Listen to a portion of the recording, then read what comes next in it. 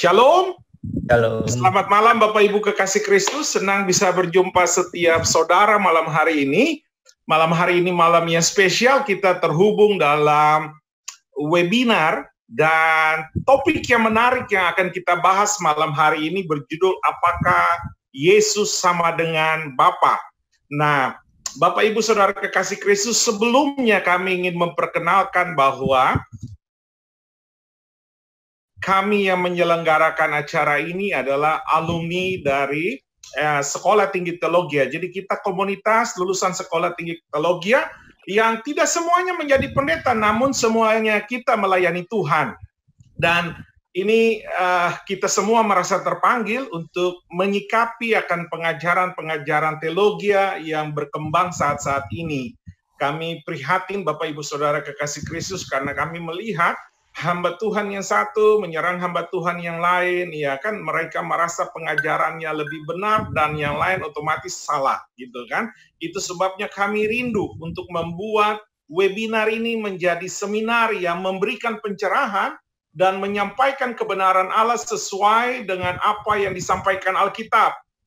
Bapak Ibu perlu ketahui bahwa semua kita yang ada dalam komunitas ini berasal dari interdenominasi gereja. Itu sebabnya acara ini diselenggarakan bukan mewakili satu sinode atau mewakili satu gereja tertentu. Kita adalah interdenominasi gereja. Kami ingin menyampaikan kebenaran dari Alkitab dan kami percaya ini memberikan pencerahan dan menjadi berkat bagi setiap kita. Pastikan Bapak Ibu Saudara untuk tetap mengikuti acara ini sampai selesai, karena saya percaya acara ini pasti akan membawa perubahan dalam kehidupan rohani kita semua. Kami bersyukur dan kami berterima kasih buat semua partisipasi Bapak Ibu Saudara sekalian dalam acara ini. Harapan kami ke depan, acara ini masih tetap akan berlangsung di sesi-sesi yang berikut dalam judul-judul yang menarik, ya tentunya pasti akan memberkati setiap kita. Selamat mengikuti acara ini dan saya persilakan selanjutnya Pak Yohanes Simanjuntak akan pimpin kita dalam doa. Kita bersatu dalam doa. Bapa yang baik, Bapa di dalam nama Tuhan Yesus, Juru Selamat kami yang hidup, yang memberikan kami kehidupan, yang memberikan kami kebahagiaan, yang memberikan kami sukacita, damai sejahtera. Tuhan, terima kasih buat kebaikan-Mu sehingga pada malam hari ini kami masih diberi waktu untuk bisa belajar memahami tentang Engkau Tuhan yang merupakan pencipta kami dan yang merupakan Juru Selamat kami yang mengasihi kami. Saat ini Tuhan, kami ingin sekali mendengar firman-Mu, dan kami percaya Engkau membuka mata hati kami, rohani kami, sehingga firman-Mu menjadi remah dalam hidup kami, sehingga kami lebih memahami, lebih mengenal Tuhan kami, lebih mengasihi Tuhan kami. Engkau memberkati juga Pak Asigor yang sebagai narasumber yang akan memberitakan, mengajari kami pengenalan akan Yesus Kristus, Tuhan dan Juru Selamat kami yang benar. Terima kasih, kami serahkan semuanya di dalam nama Tuhan Yesus Kristus. Semua yang hadir Engkau berkati dan Engkau lindungi Tuhan. Nama Tuhan Yesus Kristus kami mulai acara ini dalam nama Tuhan Yesus Kristus. Haleluya. Amin. Kami persilakan Pak Abraham. Selamat sore Bapak Ibu sekalian. Shalom. Tuhan memberkati kita semua. Pada kesempatan ini saya sebagai moderator ingin sebagai pengantar saya akan memperkenalkan narasumber kita pada hari ini. Bapak Ibu sekalian bisa melihat supaya mudah, Bapak Pendeta Asigor Sitanggang. Beliau adalah doktor teologi dari Universitas Göttingen, benar Pak ya spellingnya, Universitas Göttingen dari Jerman. Sebelumnya S1 beliau adalah dari STT Jakarta, Master Teologi beliau juga dari STT Jakarta dan menyelesaikan program doktoralnya di Jerman. Beliau adalah pengajar di STT Jakarta dan dengan karya-karya tulis seperti yang tercantum di sini. karya maupun prestasi beliau. Jadi beliau adalah orang yang sangat paham dan sangat mengerti mengenai perjanjian baru. Inilah mata-mata kuliah yang diajarkan oleh beliau sebagai pengampu di STT Jakarta maupun di sana. Beliau pengampu dari perjanjian baru, okultisme, teori perdamaian, bahasa Inggris teologi, pembulatan studi teologi maupun jemaat transformatif. Begitu sekilas mengenai siapa narasumber kita pada sore hari ini. Kita berharap bahwa dari penjabaran dan keterangan dari Pak Sigor, maka kita semua akan dapat lebih dicerahkan dan dapat lebih mengetahui apakah Kristus itu sama dengan Bapa, yaitu topik pada sore hari ini. Bapak Ibu sekalian, kita sebentar akan mendengarkan penjelasan dari Bapak Sigor. Nanti kalau ada yang ingin bertanya, kami persilakan ditulis melalui chat yang ada dalam Zoom di sebelah kanan situ. Bapak nanti bisa mengetik chat di sana, dan nanti kami akan berikan sesi tanya jawabnya melalui chat yang nanti sudah ditulis. Nanti kami panitia akan memilih, mungkin ada yang sama dan seterusnya setelah sesi Pak Sigor menjelaskan. Untuk tidak memperpanjang waktu selanjutnya saya akan serahkan kepada Bapak Asigor. Beliau juga pendeta di GBI, jadi saya rasa pelayanan dan latar belakang semuanya ini akan melengkapi kita pada malam hari ini mengenai apakah Kristus itu sama dengan Bapa. Silakan, selamat malam Pak Sigor. Baik, selamat malam semuanya. Saya ingin berterima kasih untuk kesempatan yang diberikan kepada saya. Nampaknya sebentar, latar belakang saya ganti dulu ya, jangan Donald Bebek ya.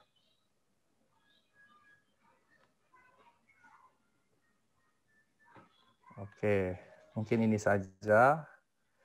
Baik, saya akan share screen materi saya pada malam hari ini. Harapan saya bisa menyampaikannya dalam 45 menit atau mungkin maksimal 1 jam, supaya kita punya sekitar 1 jam lah kira-kira untuk bercakap-cakap begitu ya. Nah, topik hari ini hasil percakapan saya secara khusus dengan Pak Mulyadi ketika diminta adalah, tadinya kami mau membahas tentang Tritunggal, tapi saya katakan bahwa Tritunggal adalah topik yang luas. 1 sesi tidak akan mungkin selesai. Ini pun sebetulnya juga tidak mungkin selesai 1 sesi, tetapi saya coba memberikan highlights pada pokok-pokoknya saja, begitu ya Ibu Bapak yang kasih. Karenanya kita akan mulai. Mohon maaf Pak, suaranya kalau bisa diperbesar Pak Sigor. Diperbesar ya? Ya. Oke. Ini segini bisa Pak? Ya, betul. Baik, terima kasih. Judulnya adalah apakah Yesus sama dengan Allah? Sebuah tinjauan teologis biblis. Saya mesti membatasi diri bahwa ini merupakan terutama tinjauan teologis biblis. Jadi saya akan terutama fokus pada apa yang disampaikan oleh teks-teks Alkitab. Yang aspek historis, dogmatisnya saya singkirkan, misalnya aspek pengakuan iman rasuli, pengakuan iman Nicea Konstantinopel, dan juga sejarah dogma di balik itu, konsili-konsili, ada 7 konsili ekumenis di belakang itu semua saya singkirkan karena waktu tidak akan memadai. Nah, saya mulai dulu dengan pendahuluan Tritunggal, karena ketika kita berbicara apakah Yesus sama dengan Bapa, maka skopnya adalah Tritunggal, doktrin Tritunggal. Nah, sebagian orang menegaskan bahwa Trinitarianisme atau doktrin Tritunggal merupakan ciptaan bapak-bapak gereja, yaitu misalnya konsili Milan atau Milano yang menghadirkan misalnya Pir, atau konsili Nicea Konstantinopel yang menghadirkan Pink, dan berbagai macam, tadi saya sebutkan ada 7 konsili paling ekumenis yang pertama, begitu ya. Itulah yang kemudian memformulasikan berbagai macam doktrin yang hakiki. Tetapi sesungguhnya ketika orang berkata bahwa ini ciptaan bapak-bapak gereja, sesungguhnya dalam perjanjian baru terdapat banyak kemunculan Trinitarianisme. Saya katakan banyak, bukan hanya 1, 2, tetapi sangat banyak. Yang saya berikan bukan semua, tetapi semacam highlights-nya. kesatuan atau keesaan Allah Tritunggal di sana-sini hadir dalam perjanjian baru. Dia hadir di sana-sini bisa dikatakan dari sejak awal perjanjian baru sampai akhir perjanjian baru, dia selalu hadir. Walaupun tentunya tidak dengan menggunakan istilah Tritunggal. Tritunggal istilahnya memang kemudian menjadi formulasi. Tetapi apa yang menjadi konsep utama, ide dasar dari Tritunggal itu sangat-sangat alkitabiah. Dan ketika kita bicara jati diri Allah, ketika katakan bahwa Alkitab menyaksikan Allah adalah Tritunggal, maka dia menjadi sesuatu yang tidak bisa diubah. Bagaimana kita bisa mengubah-ubah Allah begitu? Karena Allah sendiri yang menyatakan dirinya sebagai Tritunggal. Bukan kita yang membuat seperti itu, tetapi Allah yang menyatakan dirinya sendiri. Ini yang harus kita camkan baik-baik. Dia menyatakan dirinya. Dia yang menyingkapkan bahwa dirinya adalah Tritunggal. Sehingga kita tidak bisa utak-atik itu. Dan dengan kata lain, kalau dia adalah Tritunggal, maka dari kekal sampai kekal dia adalah Tritunggal. Bukan kita yang memutuskan dia Tritunggal, tapi memang dia adalah Tritunggal itu. Nah, istilah Tritunggal menjadi sebuah upaya menjelaskan kehadiran Allah yang esa sekaligus tiga. Substansinya esa, pribadinya tiga. Nah, ini kemudiannya dijelaskan secara ringkas dalam pengakuan iman rasuli. Aku percaya kepada Allah, yaitu Bapa. Kemudian aku percaya kepada Yesus Kristus, anak yang tunggal Tuhan kita. Aku percaya kepada Roh Kudus.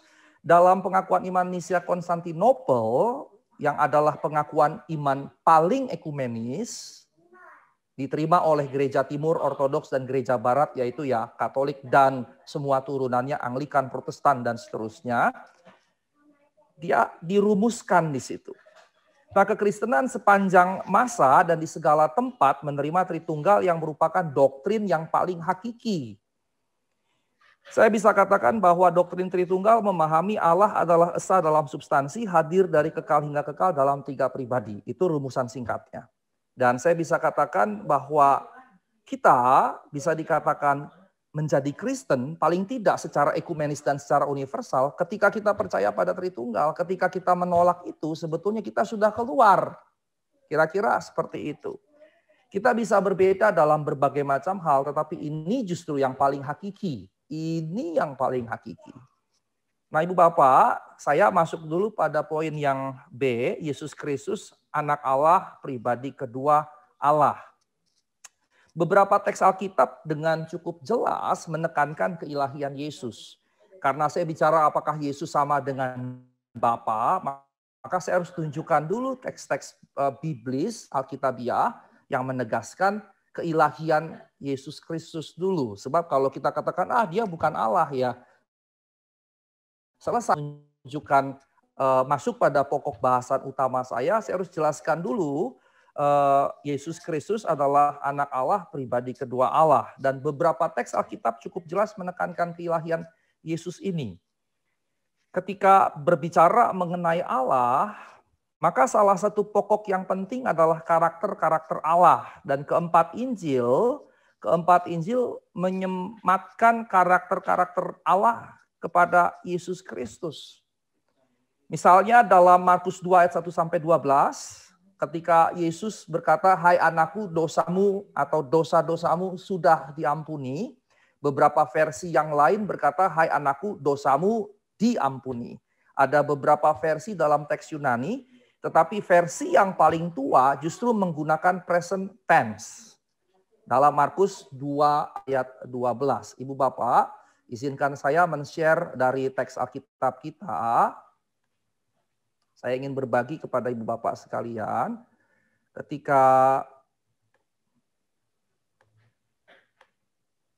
Baik, saya akan bolak-balik buka teks Alkitab ya Ibu Bapak ya. Maka kalau lihat di Markus 2 ayat 5 di sini, saya akan berikan semacam annotate. Kalau Ibu Bapak memperhatikan, maka di sini katakan, "Hai anakku, dosamu sudah diampuni." Maka ada kata sudah di sini yang merupakan bentuk perfect. Tetapi dalam versi teks asli, ada beberapa versi, ada yang menggunakan memang perfect, ada kemudian yang juga menggunakan present, ada juga yang menggunakan future. Nah, teks yang paling tua kebanyakan menggunakan bentuk present. Sehingga teks yang paling tua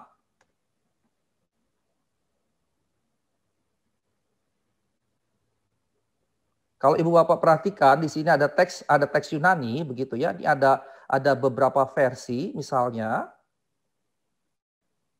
Nah, ini satu lagi.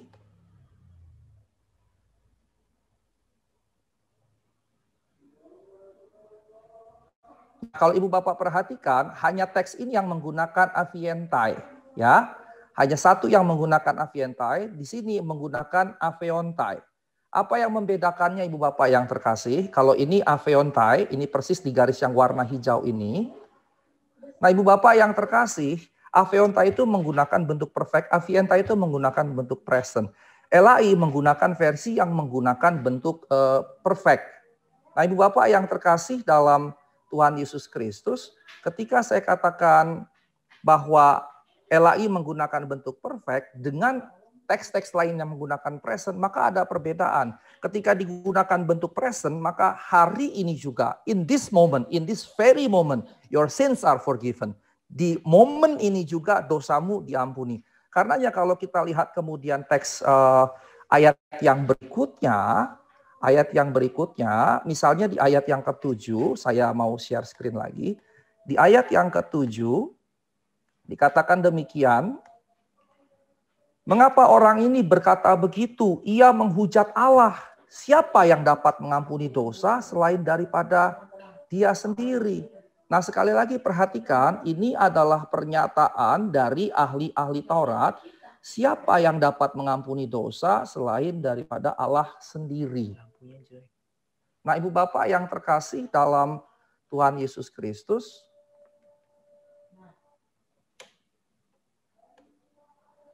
dari respons orang-orang Yahudi secara khusus ahli-ahli Taurat, mereka memahami waktu Yesus berkata, anakku dosamu diampuni, Yesus sedang menunjukkan sesuatu yang berbeda. Responsnya siapa dia? Kan yang mendapat mengampuni dosa hanya manusia, hanya Allah saja. Dia manusia kok bisa begitu? Nah, ini poin yang pertama yang saya ingin bagikan kepada kita sekalian. Sekarang saya masuk ke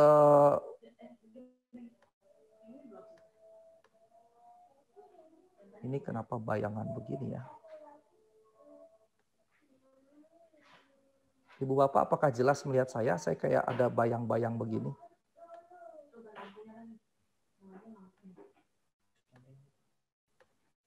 Nah, ini pending ya.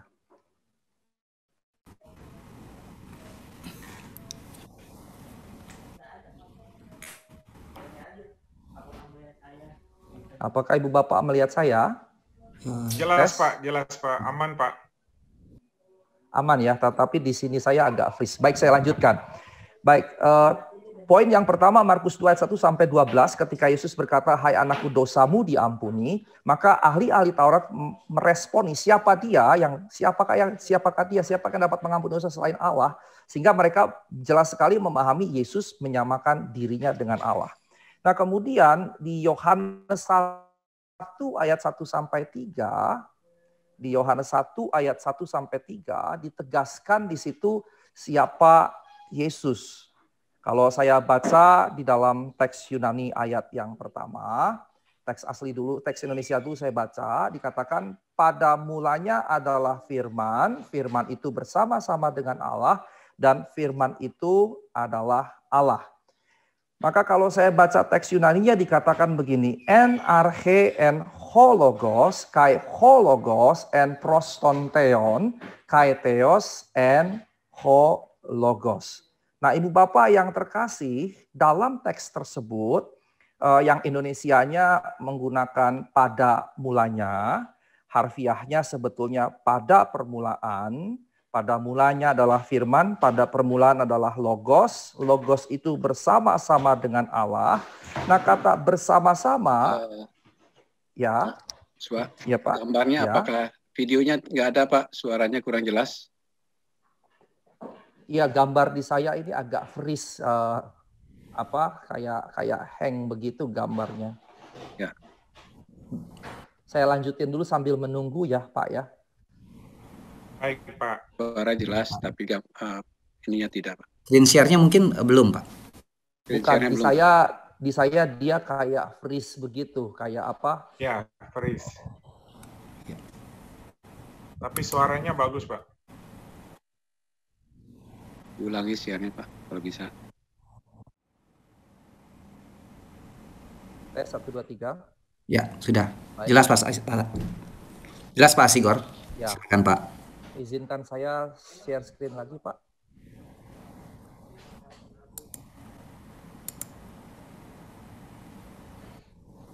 Oke.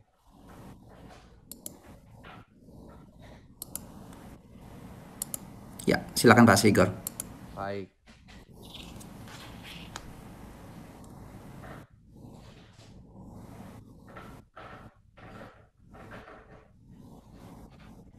Baik, saya lanjutkan.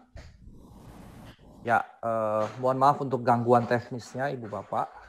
Beginilah kalau online ya, kadang-kadang sinyal jadi hambatan. Baik, saya masuk ke poin yang kedua dari B ini. Yohanes 1 ayat 1-3 menegaskan siapa Yesus.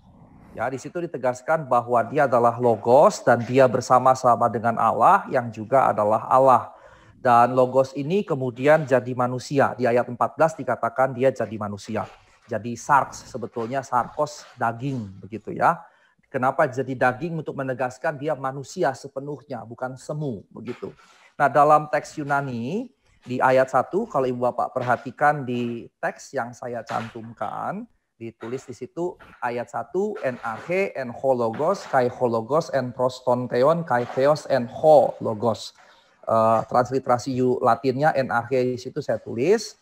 Secara harfiah artinya ada pada permulaan adalah sang logos bersama-sama, tapi saya bikin dalam kurung berhadap-hadapan dengan Allah karena en proston theon itu bisa bersama-sama tetapi juga bisa berhadap-hadapan. Ya, berhadap-hadapan lebih tepat karena menunjukkan adanya komunikasi. Dan dikatakan kemudian kai theos en ho logos, dan Allah adalah sang logos. Nah, Ibu Bapak yang terkasih, kalimat ini menunjukkan hadirnya dua hal. Pertama logos, karena dikatakan en arche en ho logos, pada permulaan adalah logos. Kemudian kehadiran theos. Dan ini terindikasi dalam pernyataan en proston theon, dan berhadap-hadapan dengan Allah, bersama dengan Allah. Kata en pros, bersama atau berhadapan, menunjukkan memang ada dua pribadi, ada dua sosok, ada dua karakter di situ. Tetapi di sisi yang lain, dia juga sekaligus satu. Mengapa sekaligus satu? Karena ada frasa theos en ho logos, ada frasa ini. Ada pernyataan bahwa dan logos adalah Allah atau Allah adalah logos. Kalau perhatikan teks terjemahan, ada yang menerjemahkan Allah adalah firman, ada yang menerjemahkan firman adalah Allah. Nah, Ibu Bapak yang terkasih dalam Tuhan Yesus Kristus, teks ini menarik karena dalam satu kalimat yang pendek, dia menghadirkan pada satu sisi pluralitas, kejamakan Allah, pada sisi yang lain dia menghadirkan kesatuan, unity Allah, begitu ya. Pada satu sisi menunjukkan pluralitasnya, pada satu sisi menunjukkan unitasnya atau keesaannya. Nah, Ibu Bapak yang terkasih, logos ini kemudian di ayat yang ke-14 dikatakan kai ho logos sarx egeneto. Kai ho logos sarx egeneto. Dan logos, sang logos menjadi daging. Sarx atau sarkos itu daging, dan sang logos menjadi daging. Dan ini merujuk pada Yesus tentunya ya, firman yang menjadi daging. Dan ayat 14b menegaskan diam bersama-sama kita. Artinya ada di antara kita, maksudnya ya si penulis Yohanes di antara orang-orang pada zaman saat itu. Karenanya terlihat bahwa Yesus adalah logos pada satu sisi bersama dengan Allah, bersama dengan Bapa. Tetapi pada sisi yang lain dia juga adalah Allah. Nah, kemudian dia yang juga adalah Allah, karena tadi bersama-sama dengan Allah dan adalah Allah, dia kemudian jadi manusia, jadi daging tadi. Jadi teks ini yang singkat ini menjelaskan kejamakan Allah, menjelaskan keesaan Allah, tetapi sekaligus juga menjelaskan inkarnasi Allah. Nah, saya masuk pada Filipi 2 ayat 6 sampai 8. Dalam Filipi 2 ayat 6 sampai 8 ditegaskan siapa Yesus. Kalau saya boleh buka teks, semoga tidak hang lagi. Filipi 2 ayat 6 sampai 8.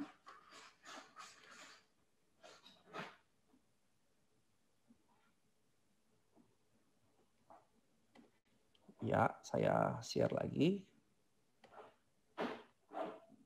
Baik, kalau Ibu Bapak perhatikan ayat yang ke-6, yang walaupun dalam rupa Allah tidak menganggap kesetaraan dengan Allah sebagai hak yang perlu dipertahankan, sebagai milik yang perlu dipertahankan. Ada semacam dua keyword di sini. Pertama, rupa Allah, yang berikutnya kesetaraan dengan Allah.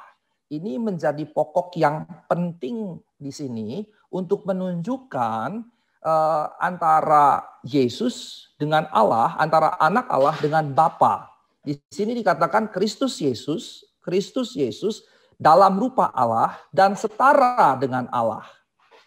Dalam rupa Allah dan setara dengan Allah. Nah, Ibu Bapak yang terkasih, ini menjadi poin saya yang berikutnya, di mana saya share lagi. Kata serupa dengan Allah dan setara dengan Allah, serupa itu en morphe theou. Dan setara itu isa theo. Jadi sebetulnya bukan kesetaraan dengan Allah, tetapi setara dengan Allah. Isa theo, equal with God, kira-kira begitu. Nah, Filipi 2 ayat 6 sampai 8 menjadi menarik karena ketika dikatakan dia serupa, morfe juga berarti wujud, juga berarti esensi, juga berarti hakikat. Setara berarti juga setingkat, sederajat. Jadi en morfe bicara wujud, bicara esensi, bicara hakikat. Setara bicara tingkat atau derajat. Sehingga dia satu wujud, satu esensi, satu hakikat, sekaligus setingkat dan sederajat. Karenanya teks yang singkat ini sebetulnya menolak gagasan Allah yang strukturalis, Bapa lebih tinggi dari anak. Menentang ini karena dikatakan sederajat, setara, isateo. Ini juga menentang yang menyatakan Yesus bukan Allah karena dikatakan serupa, satu wujud, satu esensi dengan Allah. Satu teks yang singkat ini menjelaskan gagasan kristologis Alkitabiah, apa yang Alkitab ajarkan tentang siapa Kristus. Artinya Yesus tidak tersublimasi, tidak tersubordinasi, tidak di bawah Bapa. Artinya ada dua pribadi, Bapa dan anak, dan artinya Bapa dan anak setara dan serupa. Serupa dan setara. Ada dua pribadi yang berbeda namun setara, yaitu Yesus sang anak dan kemudian Bapa. Kemudian dalam Kolose 1 ayat 15 sampai 20 saya mengcopy paste panjang teks ini. Saya tidak akan tayangkan teks Yunaninya, tetapi saya hanya highlight sedikit saja karena ini menggambarkan bagaimana dia dipahami tentang dirinya sebagai pribadi kedua Allah.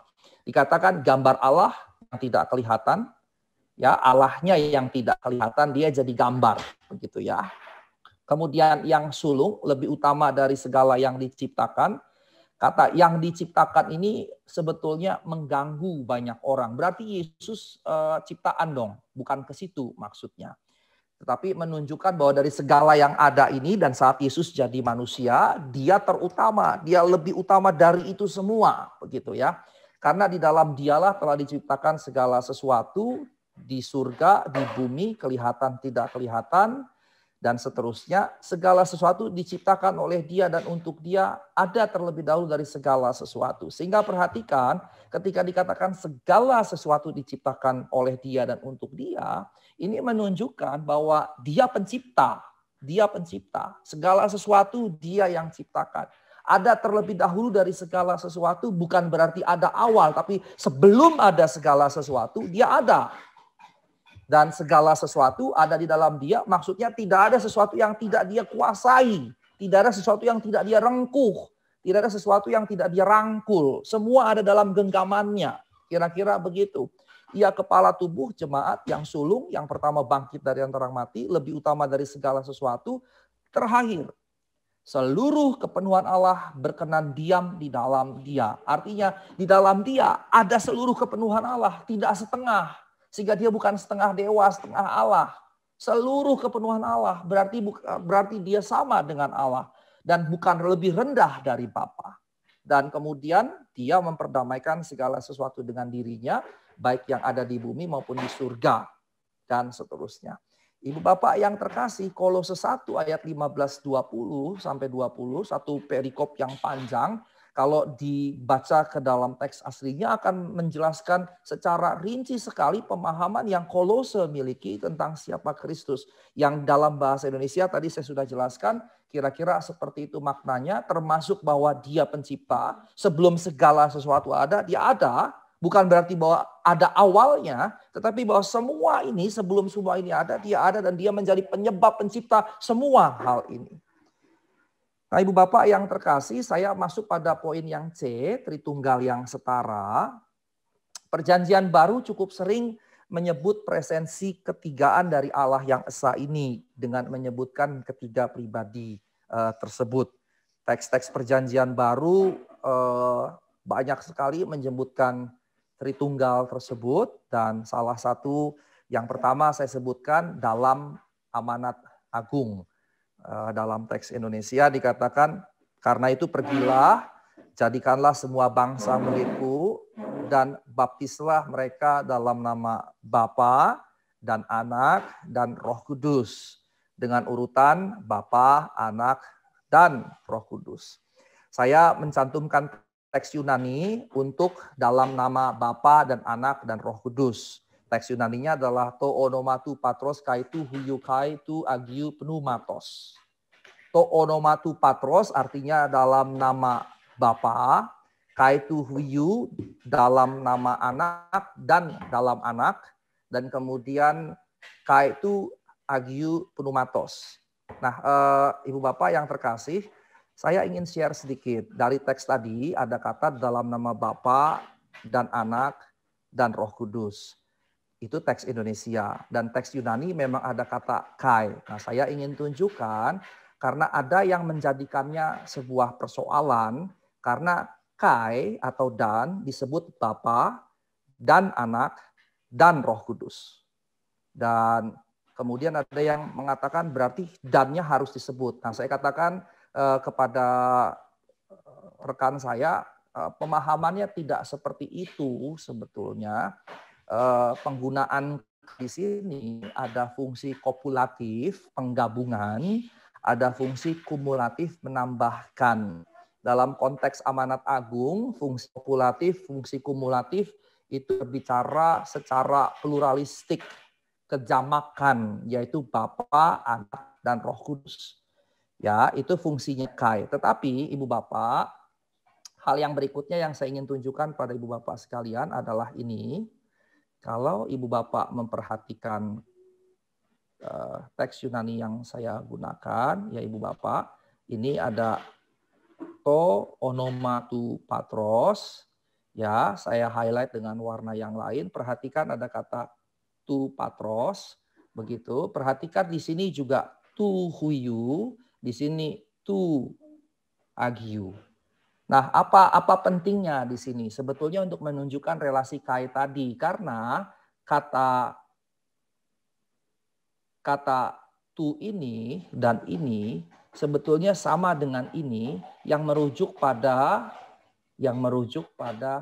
ini. Yang merujuk pada ini. Jadi kalau mau dijelaskan, Tu ini bentuk genitif menunjukkan nama Bapa, nama Anak, dan nama Roh Kudus. Maksudnya seperti itu. Tetapi kemudian nama ini hanya diucapkan sekali, tapi bentuk genitifnya diulangi. Sehingga makanya hadirlah Kai di sini. Kira-kira seperti itu. Nah, dalam teks Indonesia dan beberapa teks terjemahan yang lain, hadirnya hanya seperti ini. Hadirnya hanya Bapa dan Anak dan Roh Kudus. Tapi padahal maksudnya dalam nama Bapa, dalam nama Anak, dan dalam nama Roh Kudus. Kira-kira seperti itu. Nah, Ibu Bapak yang terkasih dalam Kristus Yesus, maka dalam teks Indonesia kebanyakan kita cukup menggunakan Bapa, Anak, dan Roh Kudus. Nah, formula ini, formula baptisan yang ada di sini menunjukkan presensi ketiganya, Bapa, Anak, dan Roh Kudus. Nah, kemudian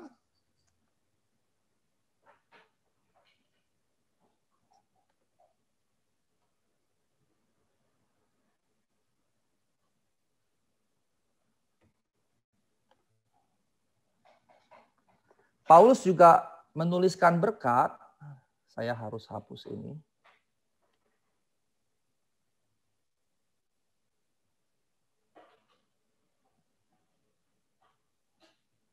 Oke.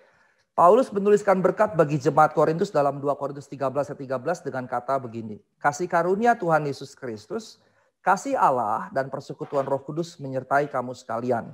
Perhatikan urutannya Tuhan Yesus, Bapa dan Roh Kudus. Perhatikan sementara di sini, sementara di teks sebelumnya, di sini dikatakan Bapa, Anak dan Roh Kudus. Di sini disebutkan kemudiannya Tuhan Yesus, Allah, dan Roh Kudus. Urutannya berbeda. Nah, kemudian dalam 1 Petrus 1 ayat 2 dikatakan di situ, yaitu orang yang dipilih sesuai dengan rencana Allah Bapa kita. Maka perhatikan sekali lagi, di sini ada Bapa kita, kemudian ada Roh, kemudian ada Yesus Kristus. Perhatikan juga urutannya adalah Bapa, Roh, dan Yesus. Urutannya berbeda-beda di antara 3 teks yang hadir tadi. Nah, Ibu Bapak yang terkasih, dalam apa yang disampaikan oleh Petrus ini, maka presensi dari Allah Tritunggal hadir, dan perhatikan Allah Bapa kita, kemudian disebutkan Roh, kemudian disebutkan Yesus Kristus. Penyebutan ketiganya menunjukkan sebetulnya ketiganya adalah pribadi yang berbeda. Nah, kemudian Ibu Bapak nanti bertanyanya saya akan jawab di akhir ya. Tolong di chat saja, dituliskan pertanyaannya. Dalam 1 Yohanes 5 ayat 7 dituliskan ada 3 yang memberi kesaksian di dalam surga, Bapa, Firman, dan Roh, dan ketiganya adalah satu. Kemudian di sini urutannya Bapa, Firman, dan Roh. Dan Firman digunakan untuk merujuk kepada Yesus Kristus. Nah, kemudian dalam 1 Korintus 12 ayat 4 sampai 6 Paulus menyebut, ini juga perhatikan lagi Ibu Bapak, ada rupa-rupa karunia tetapi satu Roh. Ada rupa-rupa pelayanan, satu Tuhan. Jelas maksudnya Yesus Kristus. Ada berbagai perbuatan ajaib, tetapi Allah adalah satu yang mengerjakan semuanya dalam semua orang. Disebutkan di sini Roh, Tuhan, dan Allah. Nah, kalau Ibu Bapak memperhatikan perjanjian baru secara konsisten, perjanjian baru menyematkan Allah kepada Bapa, menyematkan Tuhan kepada Yesus Kristus. Itu konsisten sekali. Tetapi bukan berarti bahwa yang Allah hanya Bapa dan Yesus bukan Allah. Pemahamannya tidak seperti itu, begitu ya. Nah, kemudian saya masuk kepada pokok saya. Ibu Bapak yang terkasih, saya masuk pada pokok inti saya, Yesus berbeda dengan Bapa, dan saya masuk pada penglihatan Daniel. Mengapa saya masuk ke sini? Ini kan di Perjanjian Lama. Ya betul, ini adalah di Perjanjian Lama. Tetapi Yesus menyebut dirinya sendiri dengan sebutan anak manusia. Dan istilah ini sering sekali muncul dalam keempat Injil kanonik. Misalnya paling banyak Matius 31 kali, tapi masuk akal karena yang paling panjang adalah Injil Matius. 13 kali dalam Markus, 25 kali dalam Lukas, 13 kali dalam Yohanes. Nah, istilah anak manusia yang digunakan oleh lidah Yesus sendiri, mulut Yesus sendiri ya Ibu Bapak, istilah anak manusia Yesus gunakan untuk menyebut dirinya sendiri. Orang-orang lain menyebut dia sebagai Mesias, menyebutnya sebagai anak Allah. Misalnya waktu dia bertanya kepada Petrus, menurutmu siapa aku? Waktu Yesus sebelumnya bertanya, menurut orang-orang banyak siapa aku? Petrus menjawab, Yohanes Pembaptis, Elia, salah satu dari para nabi. Versi Matius ditambahkan Yeremia. Nah kemudian Yesus bertanya, menurut kamu siapa aku? Maka Petrus berkata, engkau adalah Mesias. Dalam versi Markus yang lain, Injil Markus dalam teks Yunani yang lain, engkau adalah Mesias anak Allah. Versi yang lain dari Injil Markus Yunani, engkau adalah Mesias anak Allah yang hidup. Jadi ada 3 versi jawaban. Ada yang ringkas, sedang, ada yang panjang. Nah ternyata yang panjang itu ada dalam versi Matius. Versi Matius jawaban Petrus adalah engkau adalah Mesias anak Allah yang hidup. Sehingga dengan kata lain Petrus menyaksikan dia Mesias, anak Allah. Tetapi Yesus sendiri untuk dirinya sendiri dia menyebut dirinya anak manusia.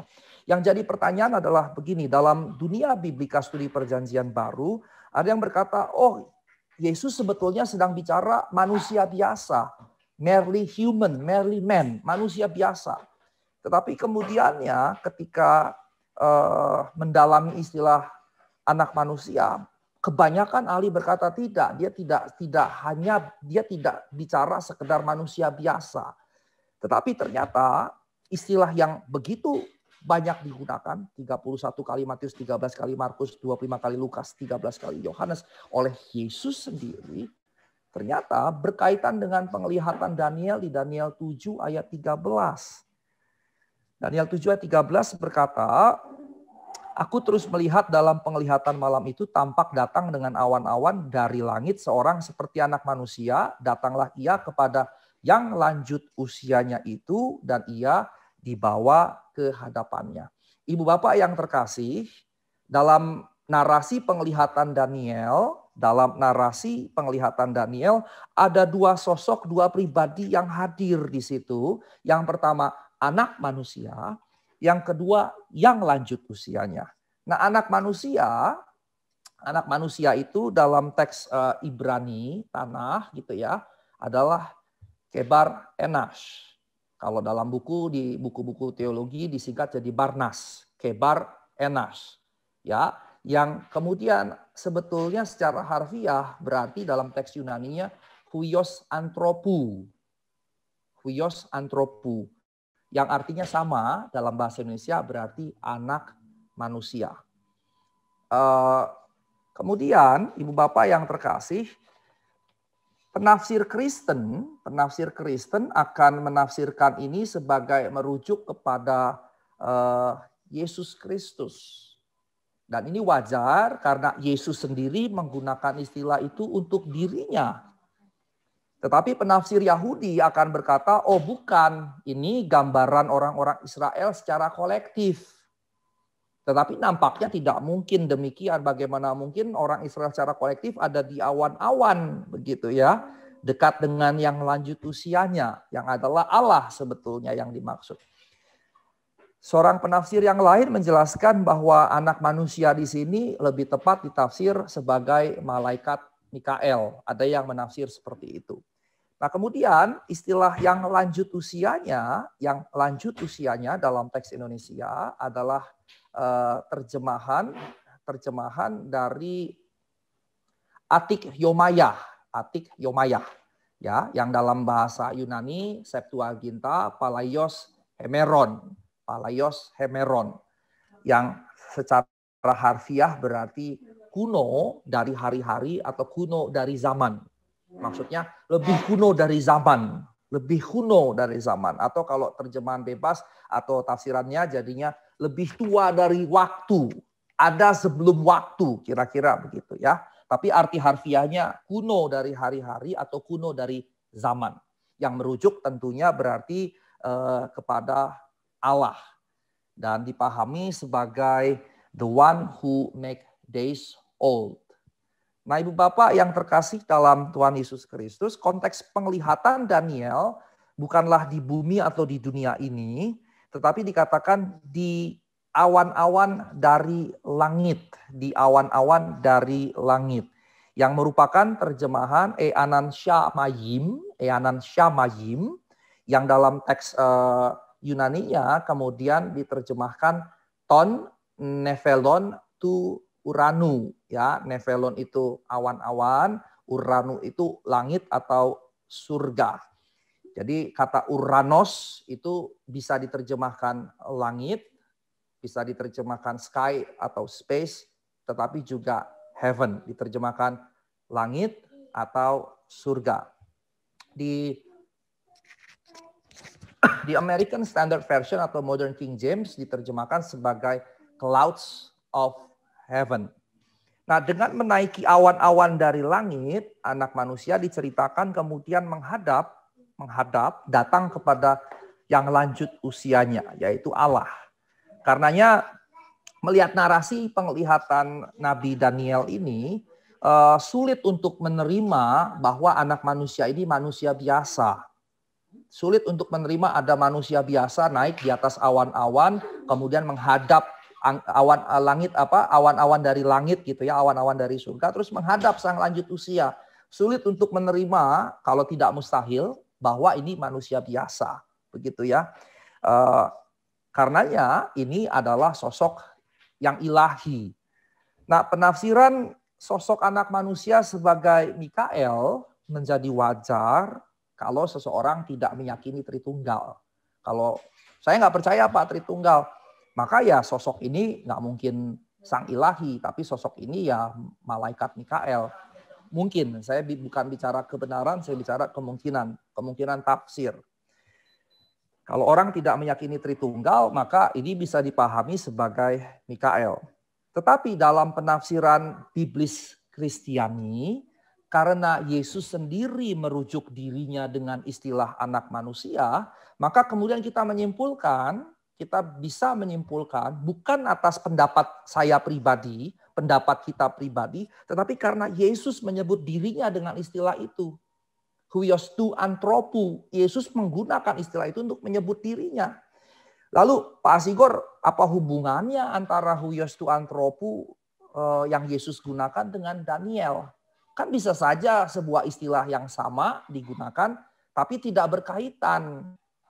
Begitu kan, kita bisa saja berargumentasi seperti itu dan itu sah-sah saja gitu. Kita bisa bilang Pak Asigor kan itu bisa aja Yesus menggunakan istilah itu dan nggak otomatis serta-merta berkaitan dengan Daniel. Itu tidak keliru argumentasi itu. Tapi saya ingin tunjukkan mengapa kemudian saya berani mengatakan bahwa Yesus merujuk ke situ. Karena di bagian lain gambaran Daniel mengenai kedatangan anak manusia di awan-awan itu digunakan oleh Yesus ketika dia bicara tentang kedatangannya kembali. Seperti dalam nubuat kedatangannya di rangkaian khotbah akhir zaman. Kemudian waktu dia disidang di Mahkamah Agama atau Sunedrion di hadapan Imam Besar Kayafas, dia merujuk lagi ke situ. Kemudian dalam penglihatan Yohanes di Wahyu 1 ayat 7. Saya ingin tampilkan teks tersebut bagi ibu bapak sekalian.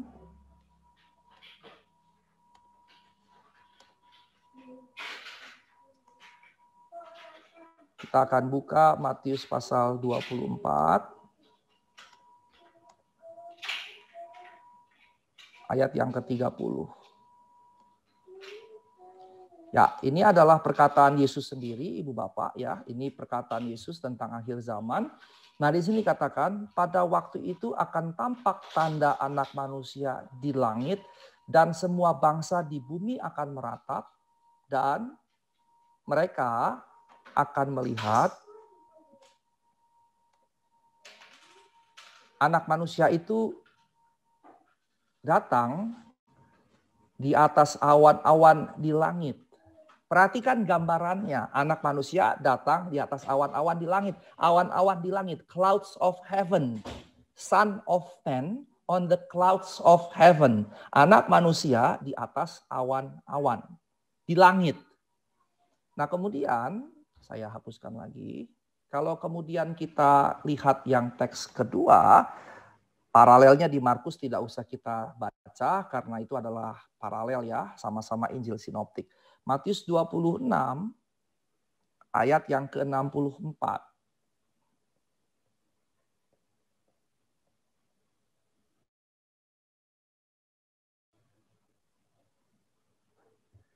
Ayat 63 jadi triggernya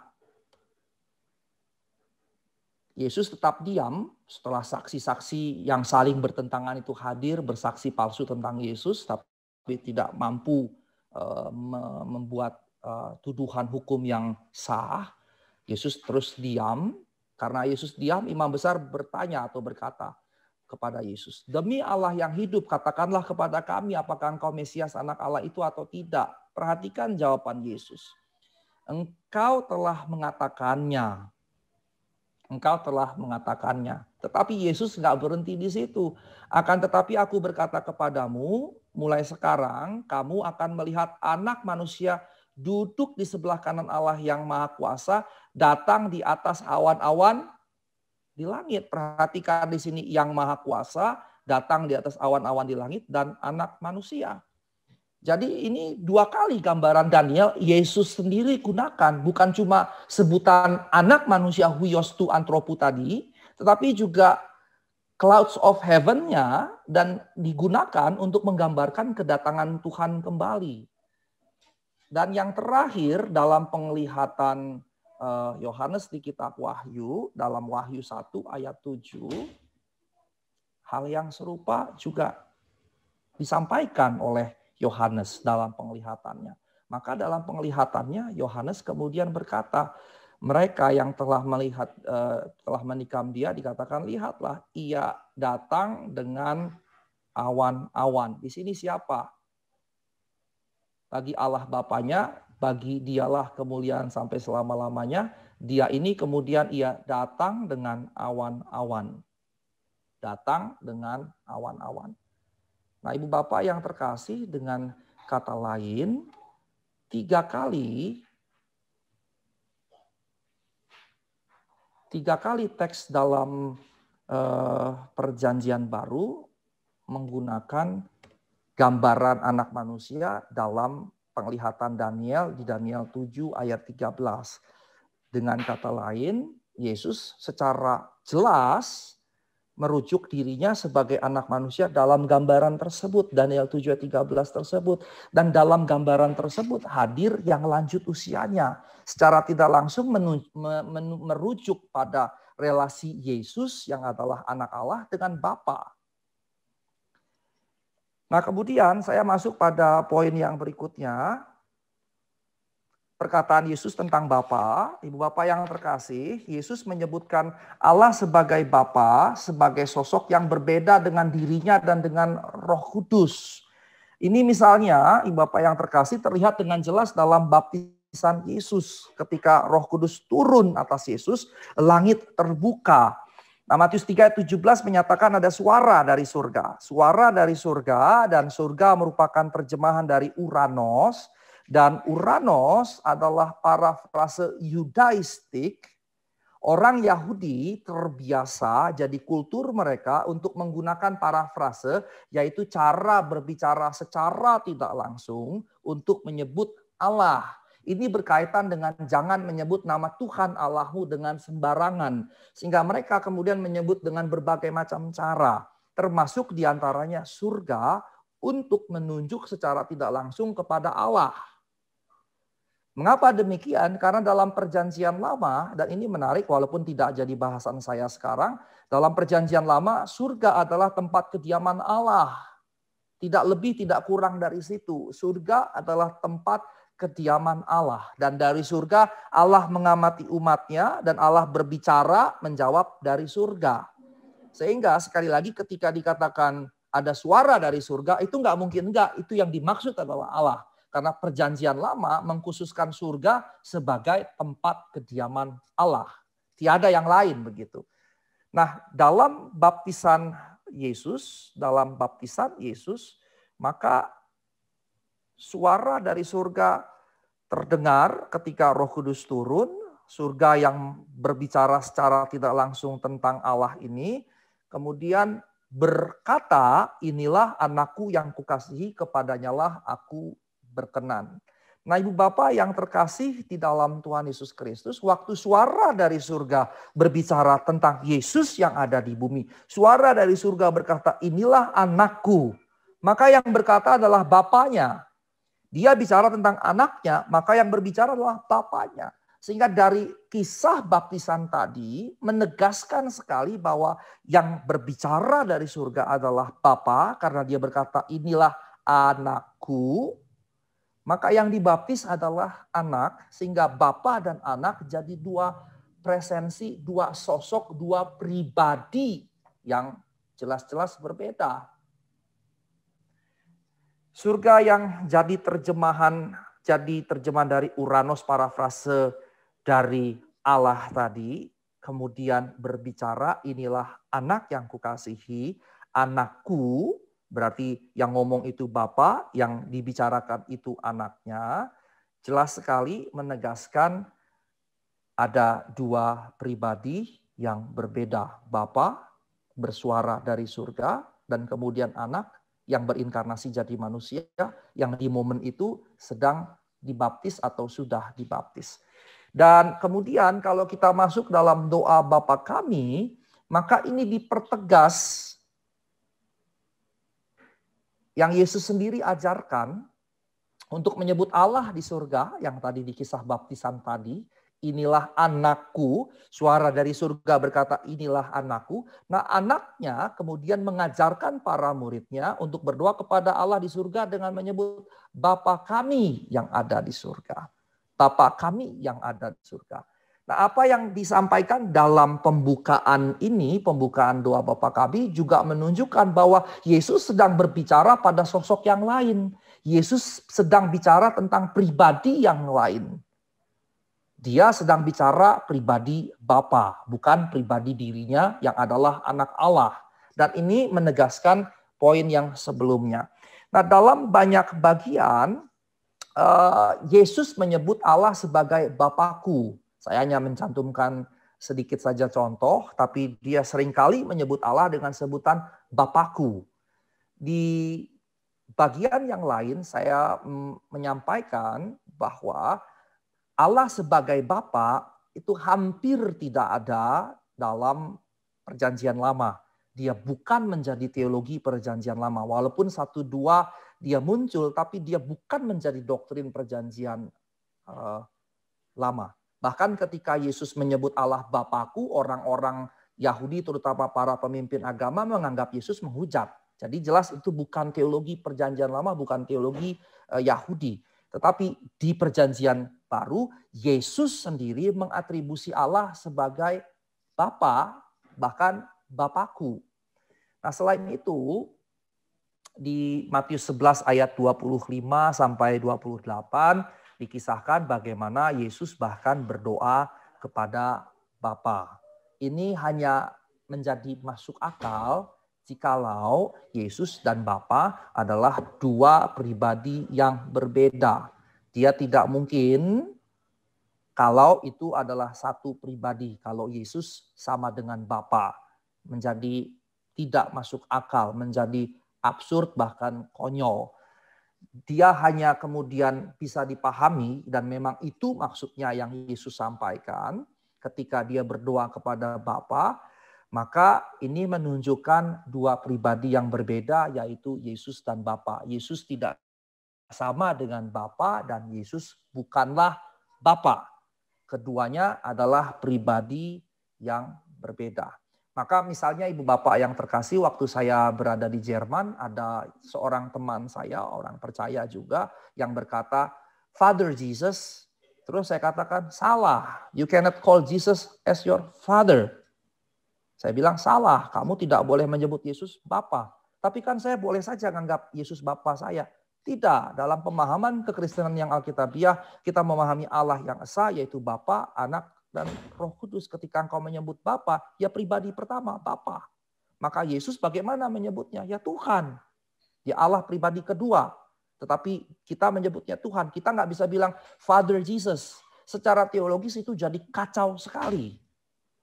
Sekali lagi, Yesus karenanya tidak sama dengan Bapa, Yesus bukanlah Bapa, keduanya adalah pribadi yang berbeda.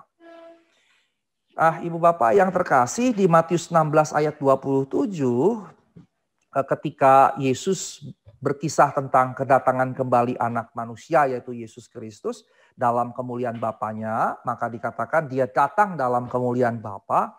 Maka ini juga sekali lagi menunjukkan dua pribadi yang berbeda namun dalam satu kesatuan. Jadi selalu aspek pluralitas sekaligus unitas, kesatuan, keesaan hadir.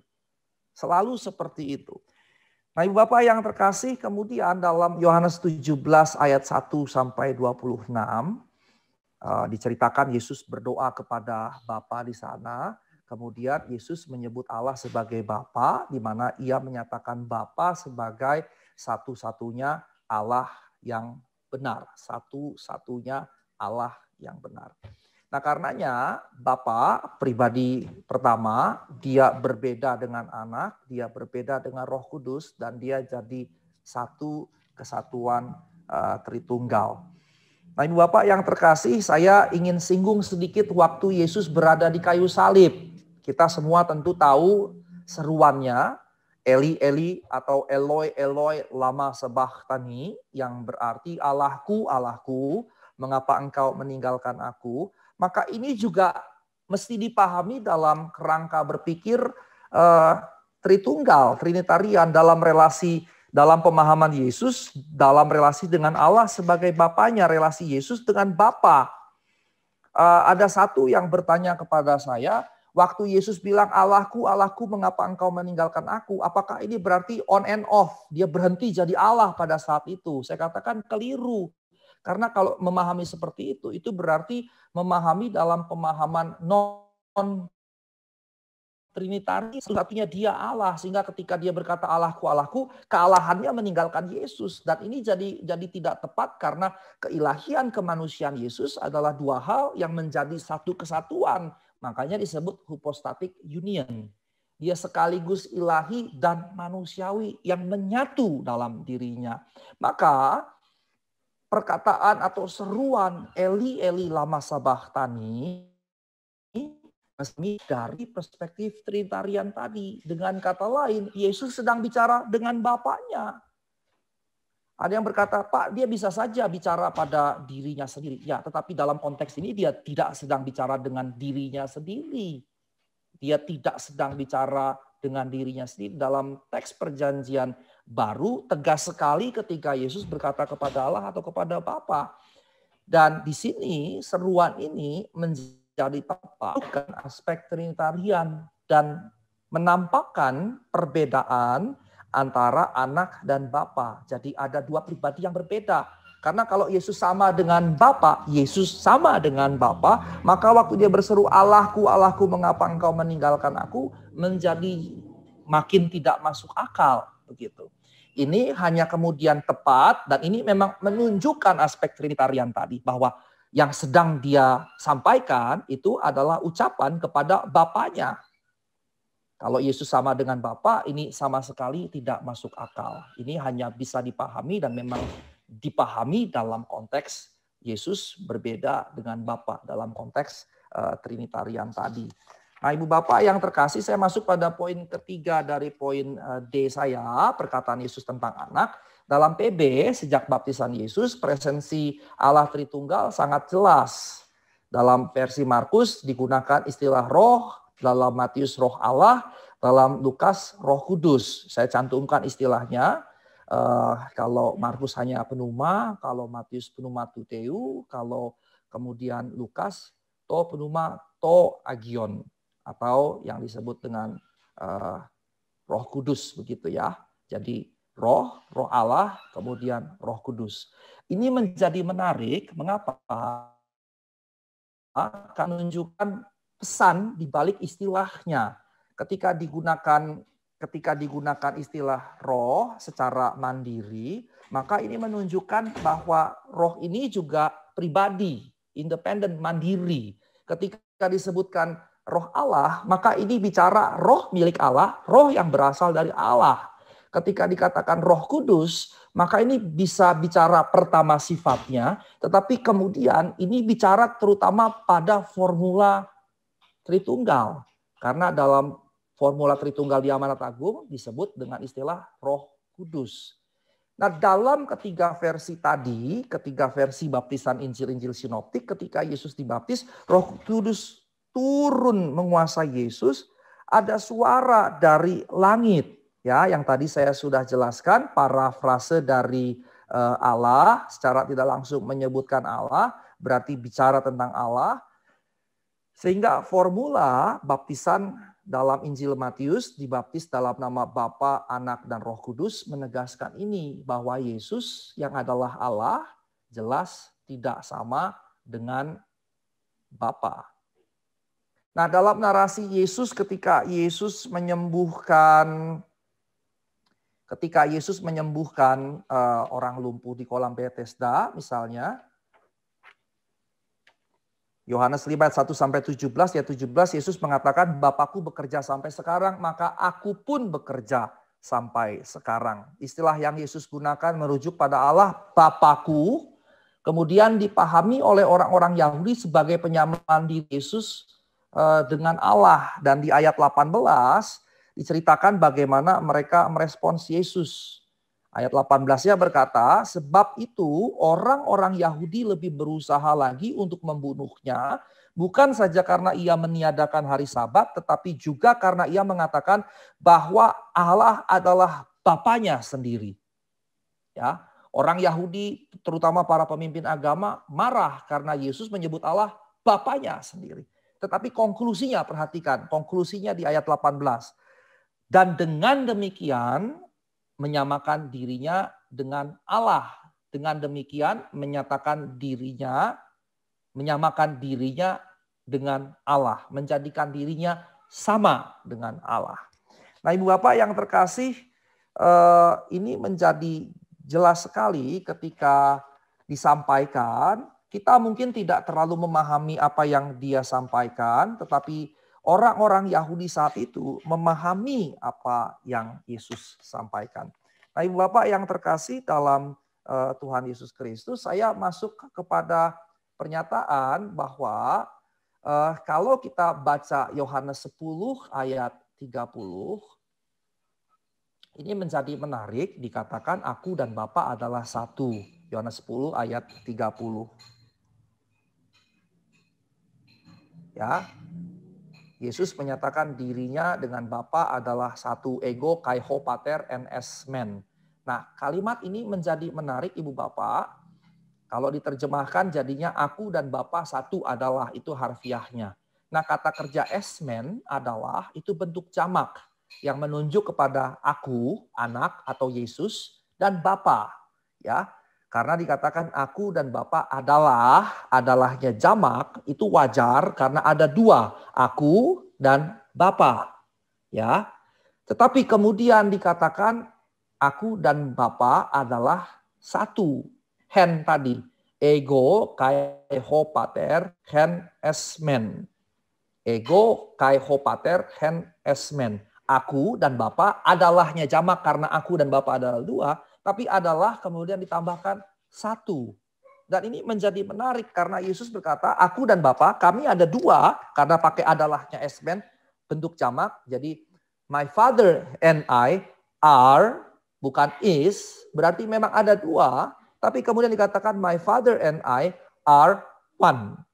Nah, dengan kata lain, ini menunjukkan pada satu sisi ada dua sosok pribadi yang berbeda, Bapa dan Yesus, sehingga kita sama sekali tidak bisa berkata Bapa sama dengan Yesus atau Yesus sama dengan Bapa, karena di sini jelas ada dua, Bapa dan Yesus. Tetapi kemudian perkataan satu atau hen menunjukkan yang dua ini adalah satu kesatuan, menunjukkan keesaan Allah, dan dalam hal ini Bapa dan Anak adalah satu kesatuan atau esa. Kesimpulannya, Bapa dan Anak dua pribadi yang berbeda, namun juga adalah Allah yang esa. Nah, Ibu Bapak yang terkasih, saya mau kembali ke sini. Di sini kata menyamakan diri dengan Allah, menyamakan diri dengan Allah merupakan terjemahan dari ison eauton poionto theo yang secara harfiah menjadikannya sama atau menjadikannya setara dengan Allah. Dengan kata lain, di mata orang-orang Yahudi, menurut teks Injil Yohanes ini, Yesus menganggap dirinya isos, sama, setara. Karena ada kata ison, sama seperti di Filipi isateo tadi. Dengan kata lain, di mata orang-orang Yahudi, Yesus menganggap dirinya setara, sama, sejajar, setingkat dengan Allah. Artinya, hanya dengan menyebut Allah sebagai Bapanya, orang Yahudi mengerti maksudnya bahwa Yesus menganggap dirinya sama atau setara, equal dengan Allah. Akibat dari pernyataan tidak langsung Yesus tentang jati dirinya membuat ia hendak dihukum mati oleh para pemimpin agama Yahudi karena dianggap menghujat Allah, dan menghujat Allah blasfemeo, hukumannya hukuman mati. Nah, pernyataan ini juga secara tidak langsung menunjukkan bahwa ada dua pribadi, yaitu Yesus dan Bapa. Dan Yesus berarti tidak sama dengan Allah. Nah, kemudian ada satu bagian juga yang menarik di sini, Ibu Bapak. Ketika Yesus berbicara mengenai Abraham kepada para pemimpin Yahudi, Yesus berkata begini, sesungguhnya sebelum Abraham jadi, aku telah ada. Yohanes 8 ayat 58. Dalam teks Yunani dituliskan, Prin Abram genestai ego eimi. Prin Abram genestai ego eimi.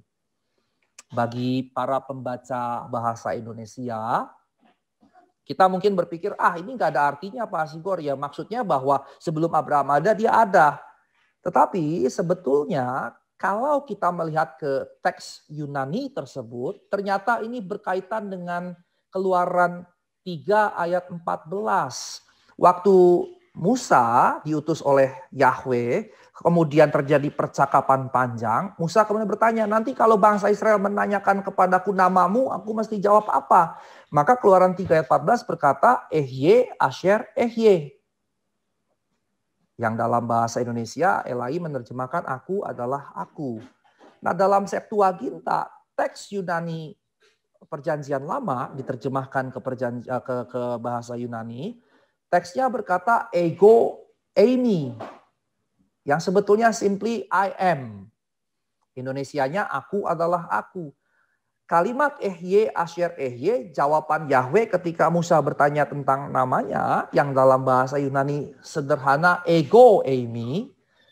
Sehingga waktu Yesus berkata ego eimi, waktu Yesus berkata sebelum Abraham ada, aku telah ada, ego eimi.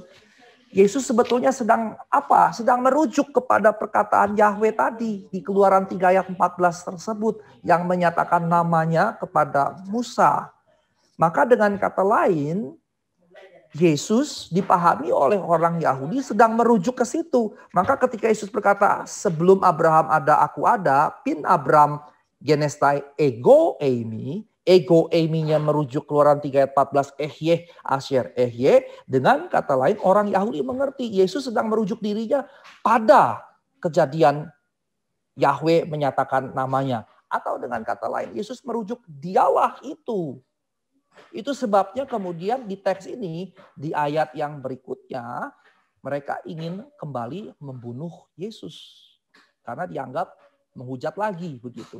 Menyamakan dirinya dengan Allah, otomatis dianggap menghujat, otomatis ya hukumannya dibunuh begitu. Nah, Ibu Bapak yang terkasih, saya masuk dalam doa Tuhan Yesus di Injil Yohanes. Dia berkata bahwa dia akan meminta kepada Bapa untuk mengirimkan seorang penolong yang lain. Ini gambaran Tritunggal, tapi yang saya mau tekankan di sini adalah dia meminta kepada Bapa. Dia meminta kepada Bapa mengirimkan penolong yang lain. Kata yang lain yang ditujukan kepada Parakletos yang adalah Roh Kudus, menunjukkan Yesus juga adalah penolong. Dan ketika dia meminta kepada Bapa, maka ini juga menunjukkan Yesus yang meminta berbeda dengan Bapa yang kepadanya Yesus menyampaikan permohonannya. Yang lain tadi menegaskan Yesus juga adalah penolong. Penolong yang lain menunjukkan juga Roh Kudus setara dengan Yesus. Dan kemudian permintaan kepada Bapa menunjukkan bahwa Yesus berbeda dengan Bapa. Karenanya permintaan Yesus kepada Bapa, kesimpulannya menunjukkan bahwa Bapa adalah pribadi yang berbeda dengan Yesus. Dan menjadi kembali tidak masuk akal kalau Yesus berdoa kepada dirinya sendiri. Jika Yesus sama dengan Bapa.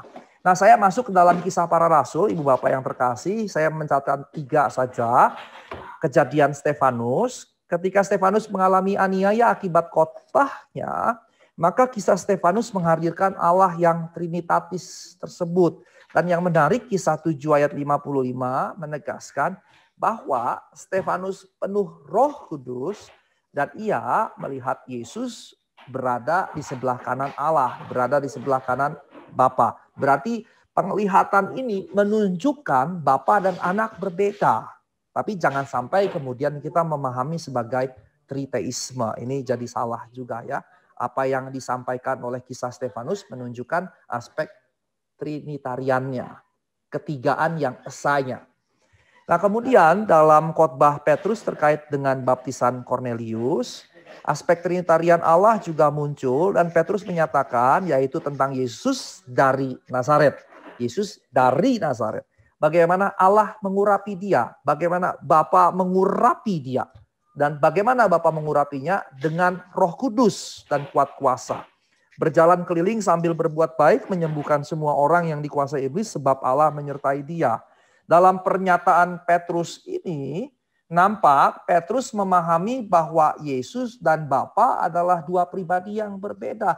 Yesus hadir di Nazaret berkeliling, kemudian Bapa menyertainya, Bapa mengurapinya dengan Roh Kudus.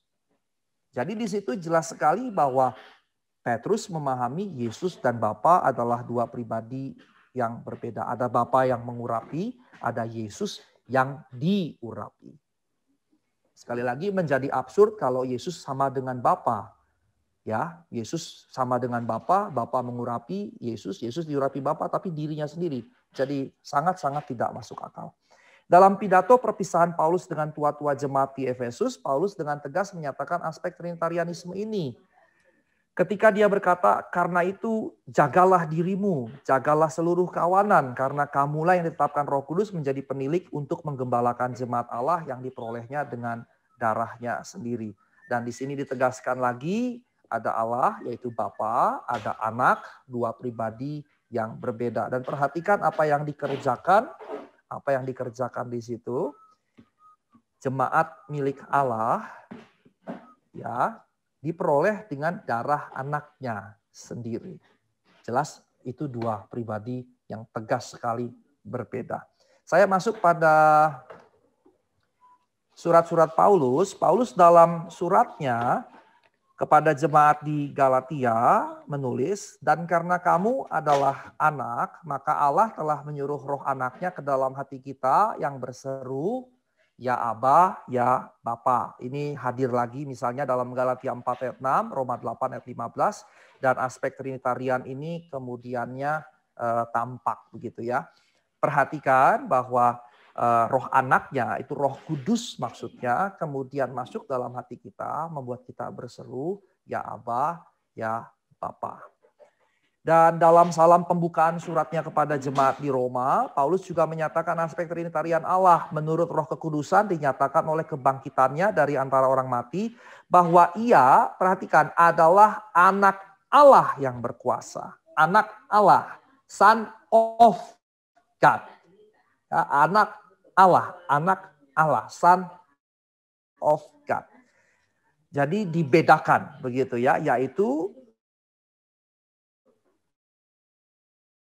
aspek 8 ayat 9, tetapi kamu tidak hidup dalam daging, melainkan dalam roh, jikalau memang roh Allah diam dalam kamu. Jika orang tidak memiliki roh Kristus, ya bukan milik Kristus. Ketigaannya dinyatakan sekaligus sebagai satu kesatuan, sehingga jelas berarti Bapa dan Anak dinyatakan berbeda. Nah, dalam bagian akhir surat tersebut, Paulus menyinggung lagi bahwa aku boleh menjadi pelayan Kristus Yesus bagi bangsa-bangsa bukan Yahudi dalam pelayanan pemberitaan Injil Allah, supaya bangsa-bangsa bukan Yahudi dapat diterima oleh Allah sebagai persembahan yang berkenan kepadanya, yang disucikan oleh Roh Kudus. Nah, dalam ucapan berkat kepada jemaat Korintus yang menerima surat keduanya, Paulus kembali menyebut aspek Tritunggal. Kasih karunia Tuhan Yesus, kasih Allah, persekutuan Roh Kudus menyertai kamu sekalian. Kemudian juga dalam ucapan syukur kepada Allah dalam suratnya kepada jemaat di Efesus, Paulus menegaskan lagi. Jadi Ibu Bapak perhatikan bahwa aspek Trinitarian yang membedakan Bapa dengan anak itu sudah dipahami sepenuhnya bahkan oleh para rasul. Bukan jauh setelahnya oleh para bapak gereja kita, bukan bapak-bapak gereja, bukan, tetapi oleh para rasul. Yang dari mana mereka dapatkan? Nggak mungkin juga ciptaan para rasul. Yang mereka dapatkan tentunya ya dari Yesus Kristus sendiri yang menegaskan hal tersebut.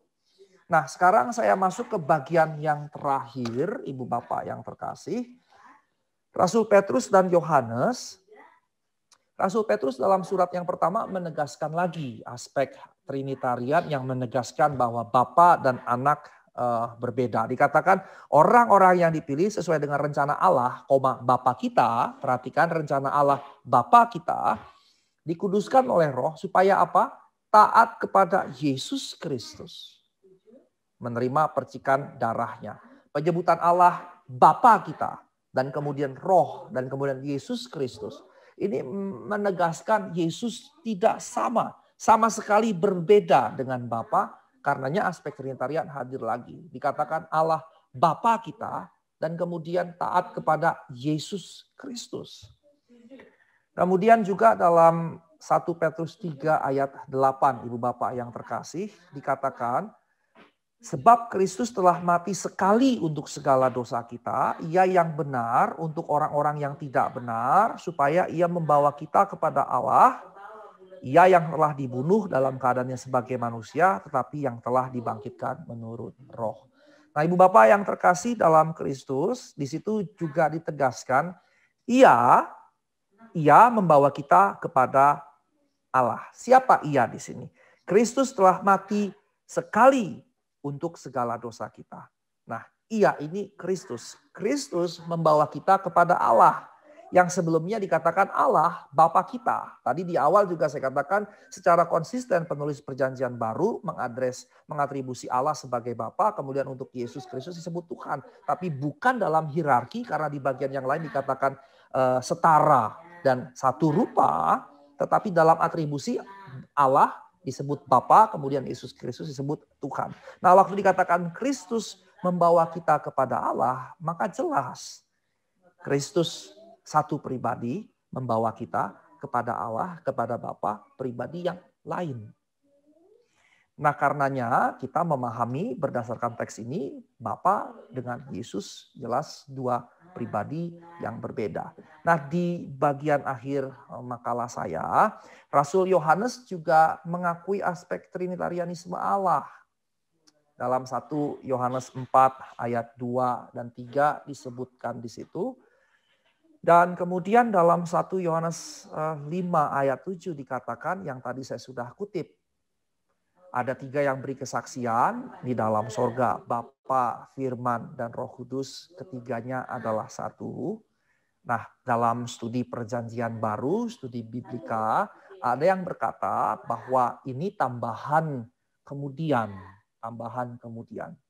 Tetapi entahkah kita menerima ini sebagai tambahan kemudian atau bukan tambahan kemudian, itu tidak mengurangi pemahaman gereja mula-mula zaman para rasul dan sesudahnya bahwa teks ini berbicara tentang Trinitarianisme Allah dan bahwa itulah yang dipercaya oleh gereja mula-mula sejak zaman para rasul.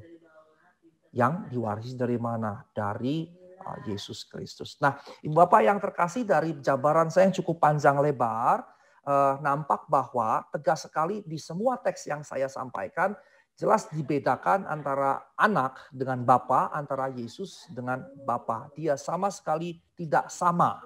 Yesus dan Bapa tidak sama, Yesus dan Bapa dua pribadi yang berbeda dalam satu kesatuan Tritunggal. Itu saja yang saya ingin sampaikan, rekan-rekan sekalian. Saya kembalikan kepada moderator untuk memoderasi kita. Iya, terima kasih Bapak Sigor atas penjelasannya secara biblis, menjelaskan bahwa memang Yesus itu berbeda dengan Bapa walaupun mereka itu adalah satu pada dasarnya, hakikatnya. Di sini sudah ada banyak Pak Sigor pertanyaan-pertanyaan. Saya sudah mencoba membuat rekapnya dalam daftar pertanyaan berikut ini. Mungkin kita mencoba dalam beberapa sesi, kita coba. Pertama-tama kita akan membahas, ada beberapa pertanyaan di sini Pak Sigor. Bisa kita langsung jawab ya Pak Sigor ya. Kita menjawab pertanyaan-pertanyaan dari peserta. Baik. Oke, saya akan tampilkan di sini saya lebih besar. Mungkin nanti ini ada beberapa pertanyaan, nanti kita coba lihat. Pertama, dalam Matius 3 ayat 17, dalam ayat ini menunjukkan bahwa Yesus beda dengan Bapa. Ingin konfirmasi mungkin ini Pak Sigor. Silakan, bagaimana menurut Pak Sigor dalam Matius 3 ayat 17? Ya, Matius 3 ayat 17 jelas sekali menunjukkan bahwa Yesus beda dengan Bapa. Dan itu diulangi lagi di penampakan atau di Bukit Transfigurasi ketika Yesus diubahkan. Ya, bawa 3 muridnya, Yesus diubahkan. Suara dari surga muncul kali kedua, inilah anakku yang kukasih, kepadanya lah aku berkenan. Kemudian ada tambahan, dengarkanlah dia. Ya, sehingga jelas sekali, dengarkanlah dia. Ya, jadi apa yang terjadi di baptisan dan suara lagi mengulangi perkataan yang sama di Bukit Transfigurasi dengan tambahan dengarkanlah dia, jelas sekali menunjukkan bahwa itu dua pribadi berbeda, Bapa dengan anak. Dia bukan satu pribadi. Itu Pak. Baik Pak, terima kasih. Pertanyaan kedua, mungkin ini saya juga sudah coba buatkan.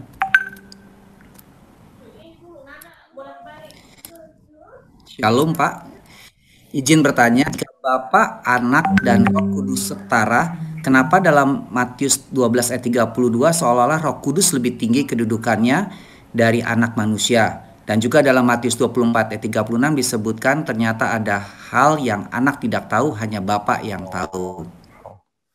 Silakan Pak. Ya, itu menarik ya. Itu ada di Matius, ada juga di Markus. Itu bicara tentang saya baca ya. Apabila seorang anak manusia mengucapkan sesuatu tentang anak manusia, ya akan diampuni. Tapi jika ia menentang Roh Kudus, ya tidak akan diampuni. Dunia tidak, dan di dunia yang akan datang tidak. Membaca teks ini baik dalam teks Matius maupun Markus harus melihat secara keseluruhan perikopnya, ya. Dalam perikop itu ada semacam dialog bahkan debat antara Yesus dengan orang-orang Yahudi, para pemimpinnya, yang menuduh Yesus bahwa kuasa yang Yesus miliki itu dari Beelzebul. Ya, jadi Yesus mengusir setan dengan kuasa Beelzebul, ya. Penghulu setan-setan atau Beelzebul. Dengan kata lain, Yesus mau bilang begini, kalau kamu nuduh saya mengusir setan dengan kuasa penghulu setan-setan, berarti Roh Kudus yang ada pada saya, yang turun atas saya pada saat baptisan, yang ada memimpin saya itu menurutmu adalah setan itu, Beelzebul itu. Dengan kata lain, kau mau bilang Allah itu adalah setan. Dengan kata lain lagi, berarti mereka menolak karya kemesiasan Allah di dalam Kristus, alias menolak Mesias. Maka kata yang dimaksud di situ dan kemudiannya juga menghujat Roh Kudus, menentang Roh Kudus, maksudnya berarti adalah menolak karya Allah di dalam Yesus sebagai Mesias, sebagai juru selamat dunia. Sehingga otomatis dalam perspektif pemahaman dalam keseluruhan perikop itu ya menjadi masuk akal bahwa kalau kita menolak Yesus sebagai Mesias, juru selamat dari Allah, dan menuduhnya sebagai karya roh jahat, ya kita tidak akan diampuni. Begitu. Kira-kira seperti itu gambaran kalau baca keseluruhan perikop baik di Matius maupun di Markus. Yang berikutnya Pak. Baik Pak.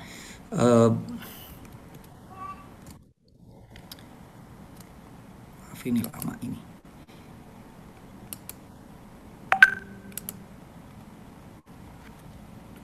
Berikutnya menanyakan apa arti Yesus duduk di sebelah kanan Allah dalam Markus 14 ayat 62, Pak Sigor.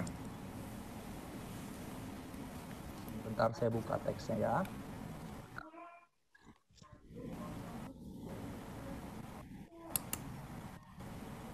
Ya, ini tadi yang kutipan saya, Ibu Bapak kalau mendengarkan penjelasan secara lengkap tadi, saya jelaskan bahwa Yesus merujuk dirinya sebagai anak manusia, dan istilah anak manusia, Hovios tu antropo, itu merujuk pada Daniel 7 ayat 13. Penglihatan Daniel, ada anak manusia yang di atas awan-awan dari langit, gitu, di langit, kemudian menghadap sang lanjut usia. Dan Yesus merujuk itu 2 kali, dan Wahyu 1 ayat 7 dalam penglihatan Rasul Yohanes juga merujuk itu.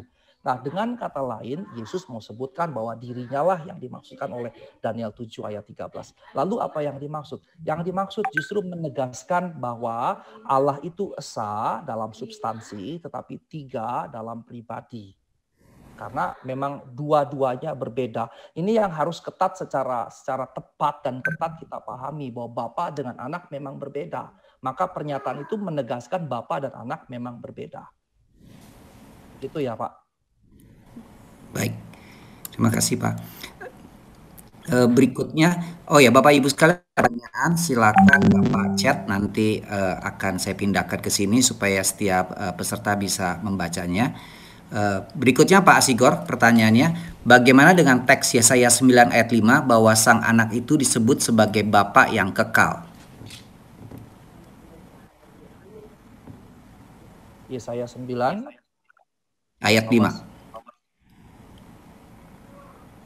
Bahwa sang anak itu disebut sebagai Bapa yang kekal. Baik, sebentar saya buka dulu Yesaya 9.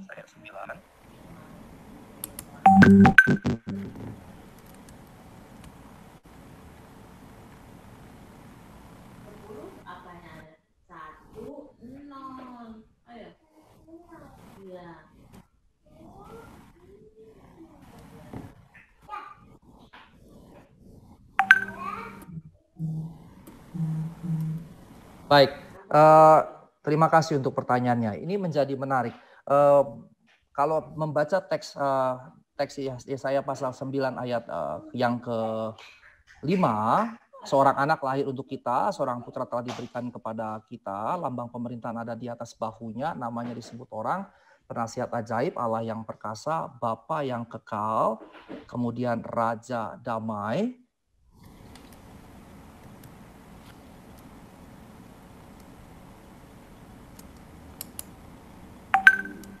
Oke.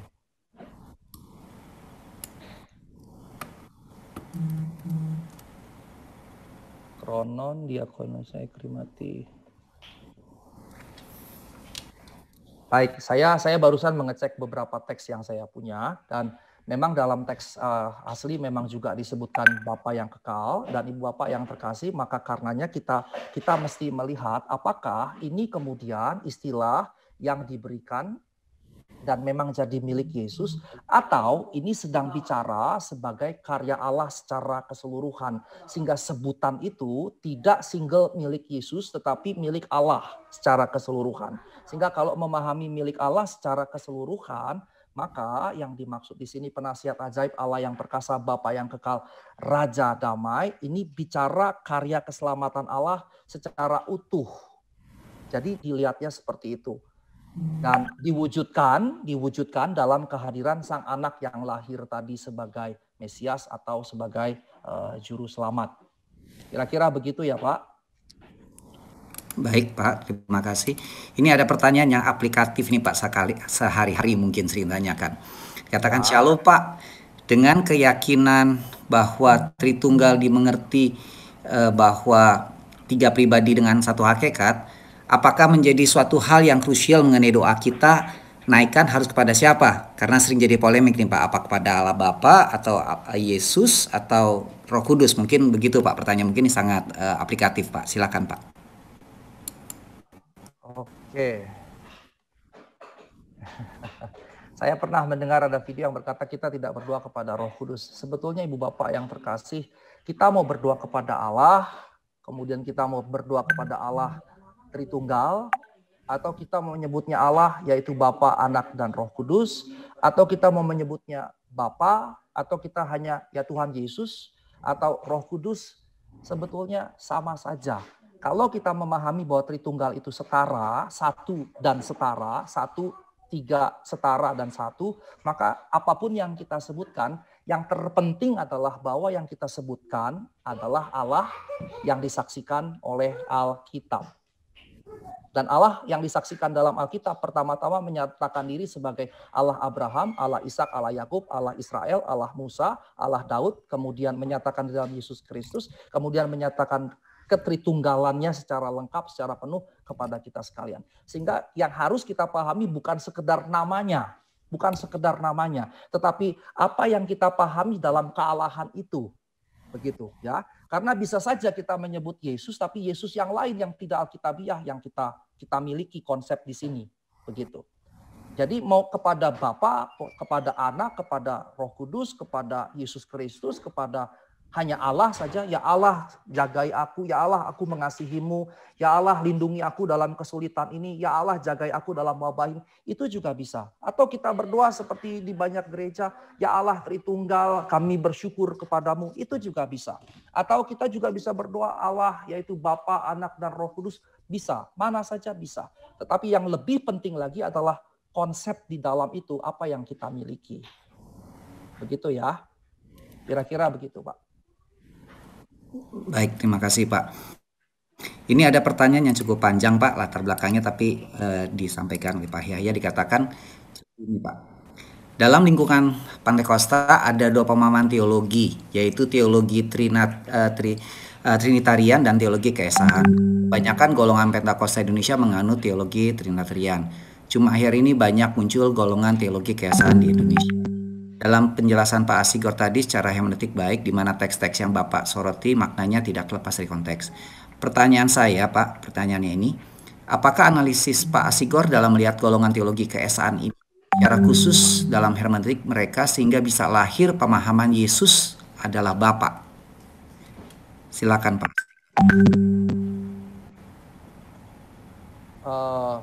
Baik, kalau saya mendalami beberapa tulisan, sebetulnya kan ini bukan hal yang baru juga ya. Pemahaman keesaan Allah itu kan juga dari awal-awal Bapak-bapak gereja juga sudah dibahas begitu ya. Ada yang mengajukan tapi kemudian dinyatakan salah begitu ya.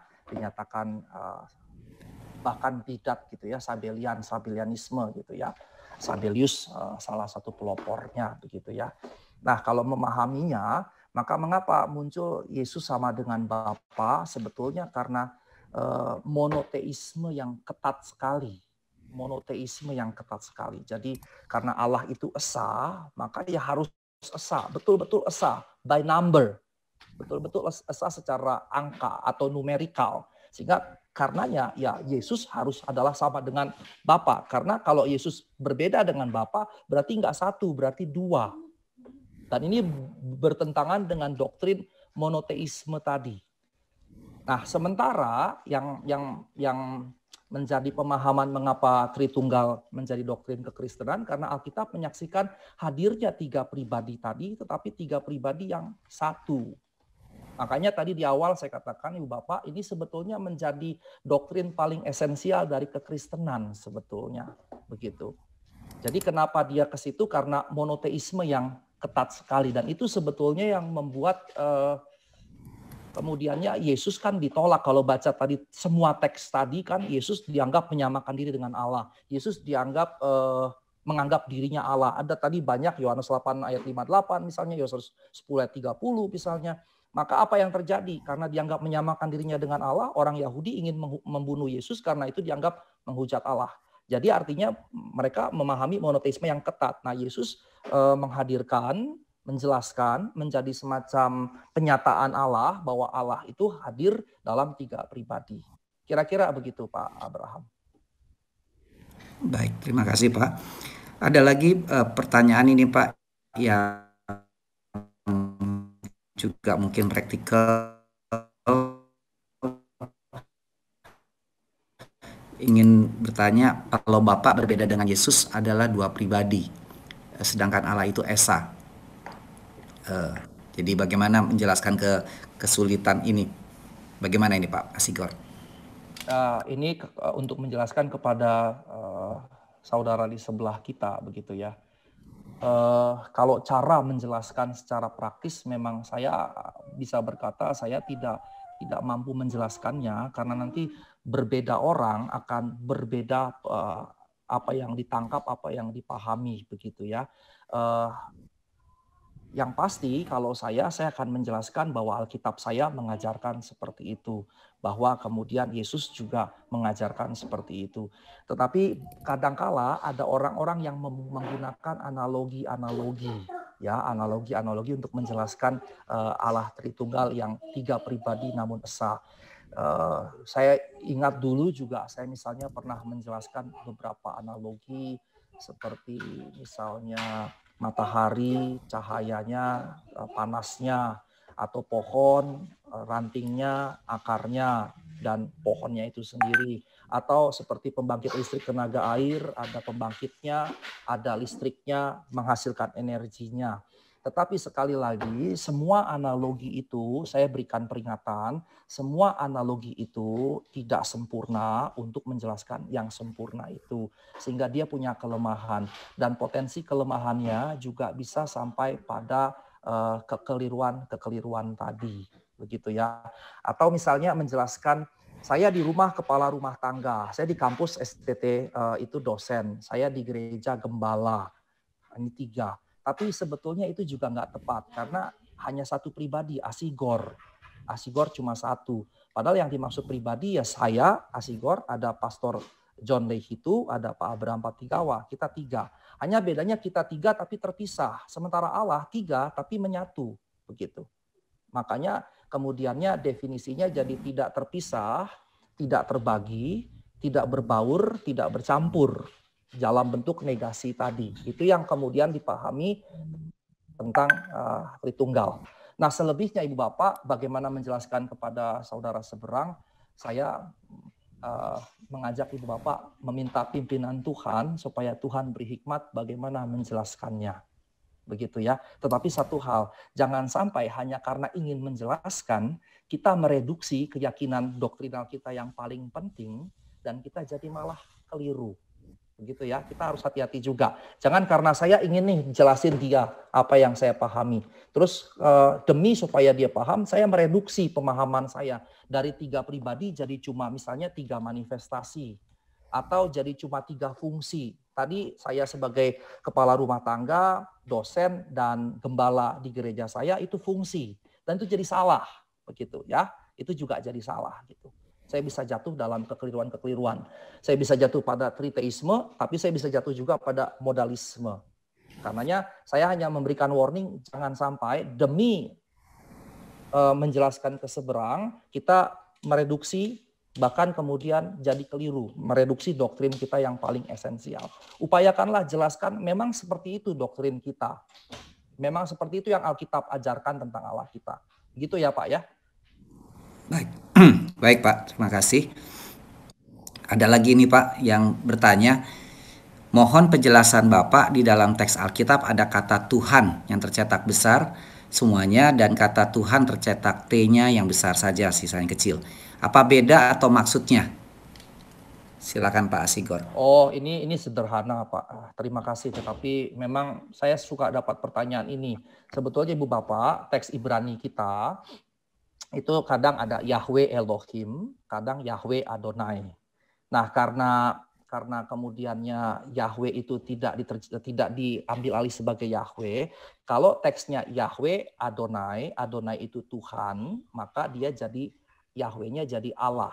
Nah, Yahweh-nya jadi Allah itu dengan A-L-L-A-H besar semua. Ya, Yahweh Adonai. Tapi kalau teks Ibraninya Yahweh Elohim, Elohim itu Allah, maka Yahweh-nya diterjemahkan Tuhan. T-U-H-A-N-nya huruf besar. Jadi itu cuma masalah teknik menerjemahkan LAI dari teks Ibrani ke teks bahasa Indonesia. Kira-kira begitu Pak. Jadi itu cuma bahwa Tuhan itu teks Ibraninya adalah YHWH atau istilahnya tetragrammaton. Begitu ya Pak Abraham. Ya, terima kasih Pak. Ada lagi yang bertanya Pak? Sebentar, saya agak lambat ini komputer.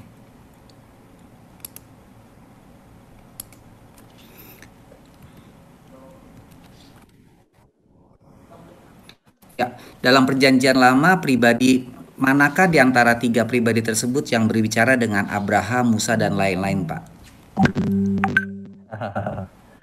Ya, baik. Ini pertanyaan yang menarik. Oke, terima kasih. Ini pertanyaan yang menarik. Dalam dunia teologi biblika ada yang disebut dengan pre-existence Jesus, ya, atau Yesus pre-eksistennya. Jadi sebelum dia lahir sebagai manusia.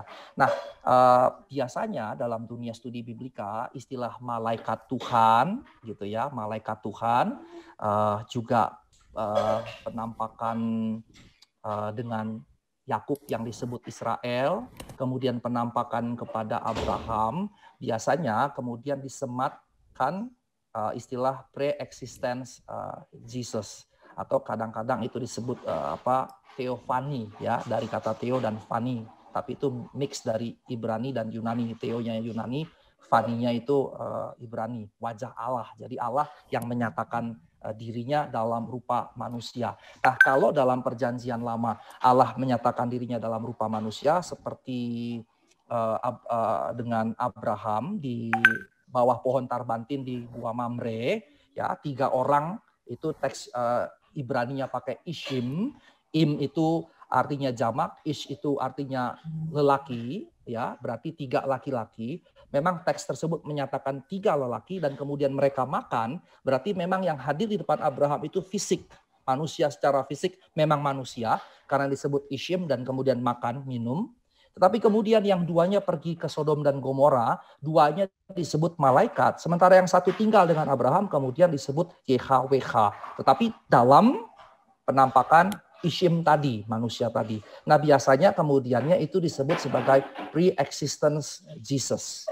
Begitu ya, biasanya dipahami seperti itu. Nah, kalau penampakan yang lain, itu lain lagi. Karena kadangkala dalam teks perjanjian lama ada roh Allah. Kejadian 1 ayat 1 dan 2, misalnya pada mulanya Allah menciptakan langit dan bumi, kemudian roh Allah melayang-layang di atas permukaan air, maka roh Allah itu jelas roh Allah. Kemudian misalnya penampakan Musa, penampakan Tuhan kepada Musa, maka itu berbeda dengan yang kepada Abraham. Karena di situ kalau kamu melihat wajahku, kamu pasti mati, begitu. Jadi itu sesuatu yang berbeda. Maka penampakan Allah sebagai manusia biasanya kami dalam dunia biblika menyebutnya sebagai pre-existence of Jesus. Kira-kira begitu ya, Pak. Baik Pak. Mungkin ini terakhir kali Pak ya. Ada Pak, satu saya lagi boleh pertanyaan. mengaitkan dengan yang saya jelaskan tentang Tuhan tadi, Yahweh Elohim sama Yahweh Adonai. Ini ada pertanyaan dari Pak Yohanes Simanjuntak. Kalau melihat definisi Allah adalah Elohim yang berarti jamak, apakah Allah itu jamak yang memungkinkan Allah itu adalah nama organisasi atau nama family? Yang berbeda dengan organisasi family pada manusia yang susah menjadi satu. Kalau Allah tetap menjadi kesatuan yang selalu sama dan tidak terpisahkan. Bagaimana menurut Bapak? Pertama begini, Pak Yohanes Simanjuntak, terima kasih untuk pertanyaannya. Ini pertanyaan yang baik sekali. Saya mau sampaikan satu hal. Akhiran im sama seperti tadi ishim, untuk kata-kata benda memang pasti bersifat jamak. Tetapi im juga tidak serta-merta wajib selalu hanya bermakna plural atau jamak. Contohnya, Shamayim yang artinya surga. Memang dalam bahasa Inggris kadang-kadang disebut heavens. Tetapi Shamayim, surga yang dimaksud surga kediaman Allah. Bukan berarti ada banyak surga. Begitu ya. Memang Inggris kadang-kadang pakai heavens. Nah, Shamayim, im itu, Shamayim memang berakhiran im. Tetapi tidak merujuk bahwa ada banyak surga. Tidak merujuk bahwa ada banyak surga. Kemudian yang berikutnya istilah im, akhiran im dalam Yerusalemim yang diindonesiakan jadi Yerusalem atau Jerusalem. Yerusalemim, akhiran im tadi tidak berarti ada banyak Yerusalem. Tidak, Yerusalemim hanya satu. kota suci itu, Yerusalemim. Lalu kalau begitu apa fungsi akhiran im dalam Syamayim dengan Yerusalemim? Apakah jamak? Tidak. Dalam Syamayim dan Yerusalemim, akhiran im tidak menunjukkan jamak karena barangnya cuma satu. Kalau begitu apa? Itu digunakan untuk menunjukkan keagungan dan kemuliaan. Keagungan kemuliaan kota suci Yerusalem, keagungan kemuliaan surga. Maka ketika digunakan kata Elohim, itu bukan menunjuk bahwa terjemahan harfiahnya berarti Eloh-Eloh atau Allah-Allah. Tidak seperti itu. Tetapi Elohim yang dimaksud menunjukkan penggunaan jamaknya untuk menunjukkan keagungan kemuliaan Allah itu. Kira-kira begitu. Jadi untuk akhiran im tidak serta-merta wajib berakhiran jamak, tetapi untuk hal-hal tertentu terutama berkaitan dengan yang ilahi, Allah itu sendiri, Syamayim, kota suci, kota Allah, Yerusalemim, maka dia menunjukkan kemegahan, kemuliaan, keagungannya. Nah, poin yang kedua, apakah ini menunjuk organisasi? Kata organisasi sebetulnya hampir bisa digunakan menjelaskan walaupun tidak sepenuhnya bisa. Karena kalau saya berorganisasi, maka saya, Pak John, Pak Abraham, Pak Mulyadi, kami tetap pribadi-pribadi yang terpisah. Tetapi dalam ketritunggalan Allah ada tiga pribadi yang tidak terpisah. Jadi terpisah begitu sehingga tiga Allah. Kalau itu triteisme. Tetapi dia tiga pribadi yang dalam satu kesatuan. Jadi organisasi bisalah digunakan menjelaskan keharmonisannya sebatas itu. Tetapi bahwa kemudian dalam organisasi ada pribadi-pribadi yang terpisah, dia tidak menyatu, maka dia tidak sepenuhnya bisa digunakan untuk menjelaskan. Bisa, tapi tidak sepenuhnya bisa menjelaskan ketritunggalan Allah. Kira-kira begitu untuk yang tadi Pak, karena berkaitan dengan itu. Baik, terima kasih Pak Asigor. Sudah kita hampir jam 9, jadi sudah malam.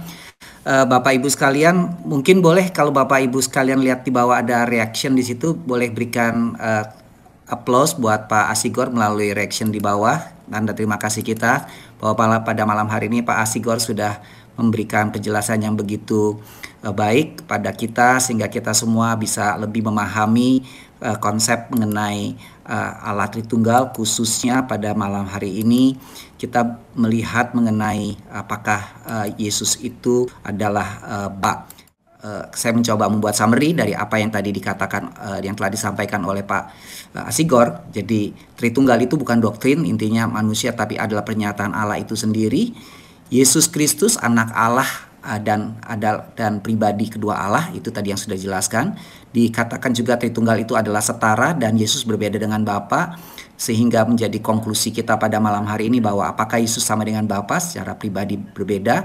Dan tadi dengan panjang lebar Pak Asigor sudah menjelaskan dari beberapa aspek dari Perjanjian Lama, Perjanjian Baru, dan kitab-kitab yang lainnya.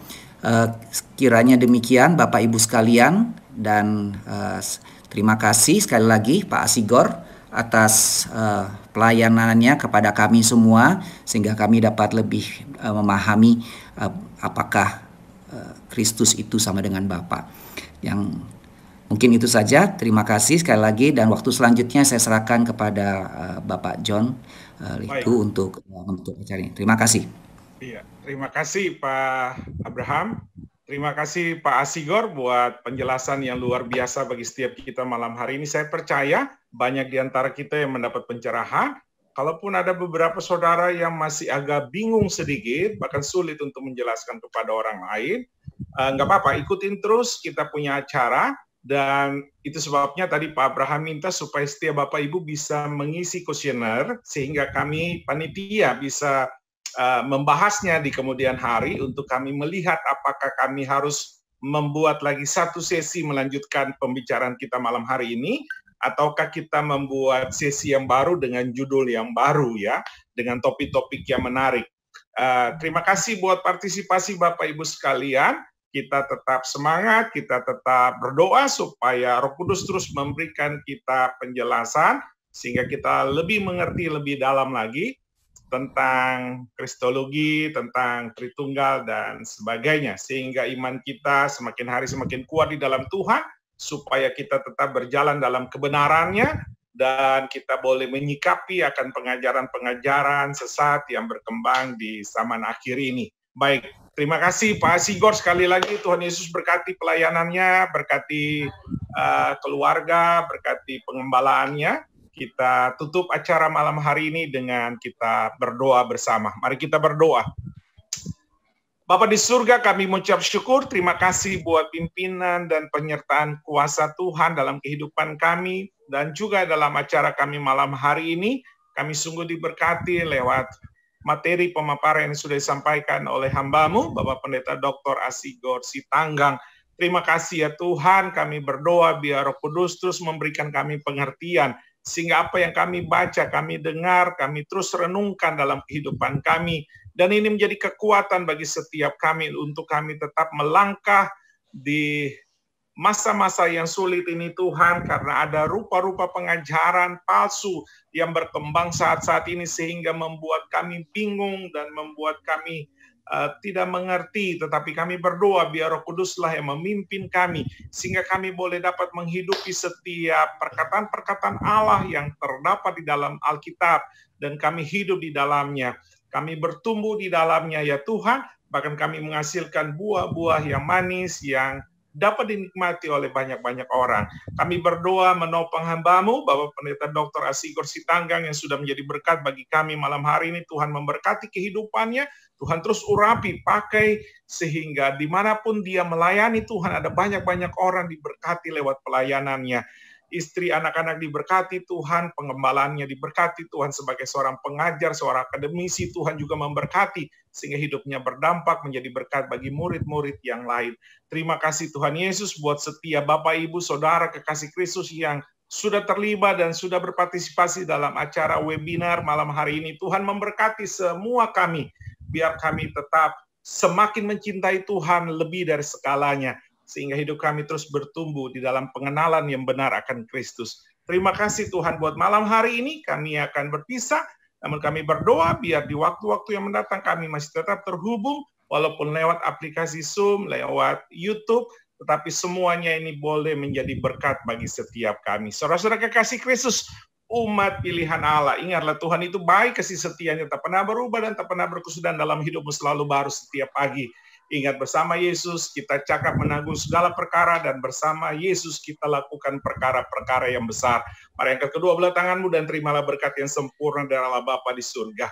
Kasih karunia dari Allah Bapa, keselamatan yang kekal di dalam Yesus Kristus, persekutuan yang manis dengan Roh Kudus yang membimbing, menuntun, mengajar, memberikanmu sukacita dan damai sejahteranya mulai malam hari ini sampai Maranatha. Yesus Kristus datang kali yang kedua untuk menjemput setiap orang yang hidup seturut kehendak-Nya.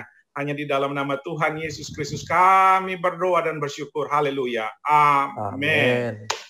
Tuhan Yesus berkati Bapak Ibu sekalian. Sampai kita berjumpa di lain episode dengan tema dan judul yang baru. Tuhan berkati. Tuhan berkati. Shalom semuanya. Terima kasih Pak Sigor. Thank you Pak. Terima kasih. Tuhan berkati Pak. Memberkati semuanya ya. Thank you Pak Sigor. Shalom. Shalom. Makasih Pak Sigor. Sama-sama Pak.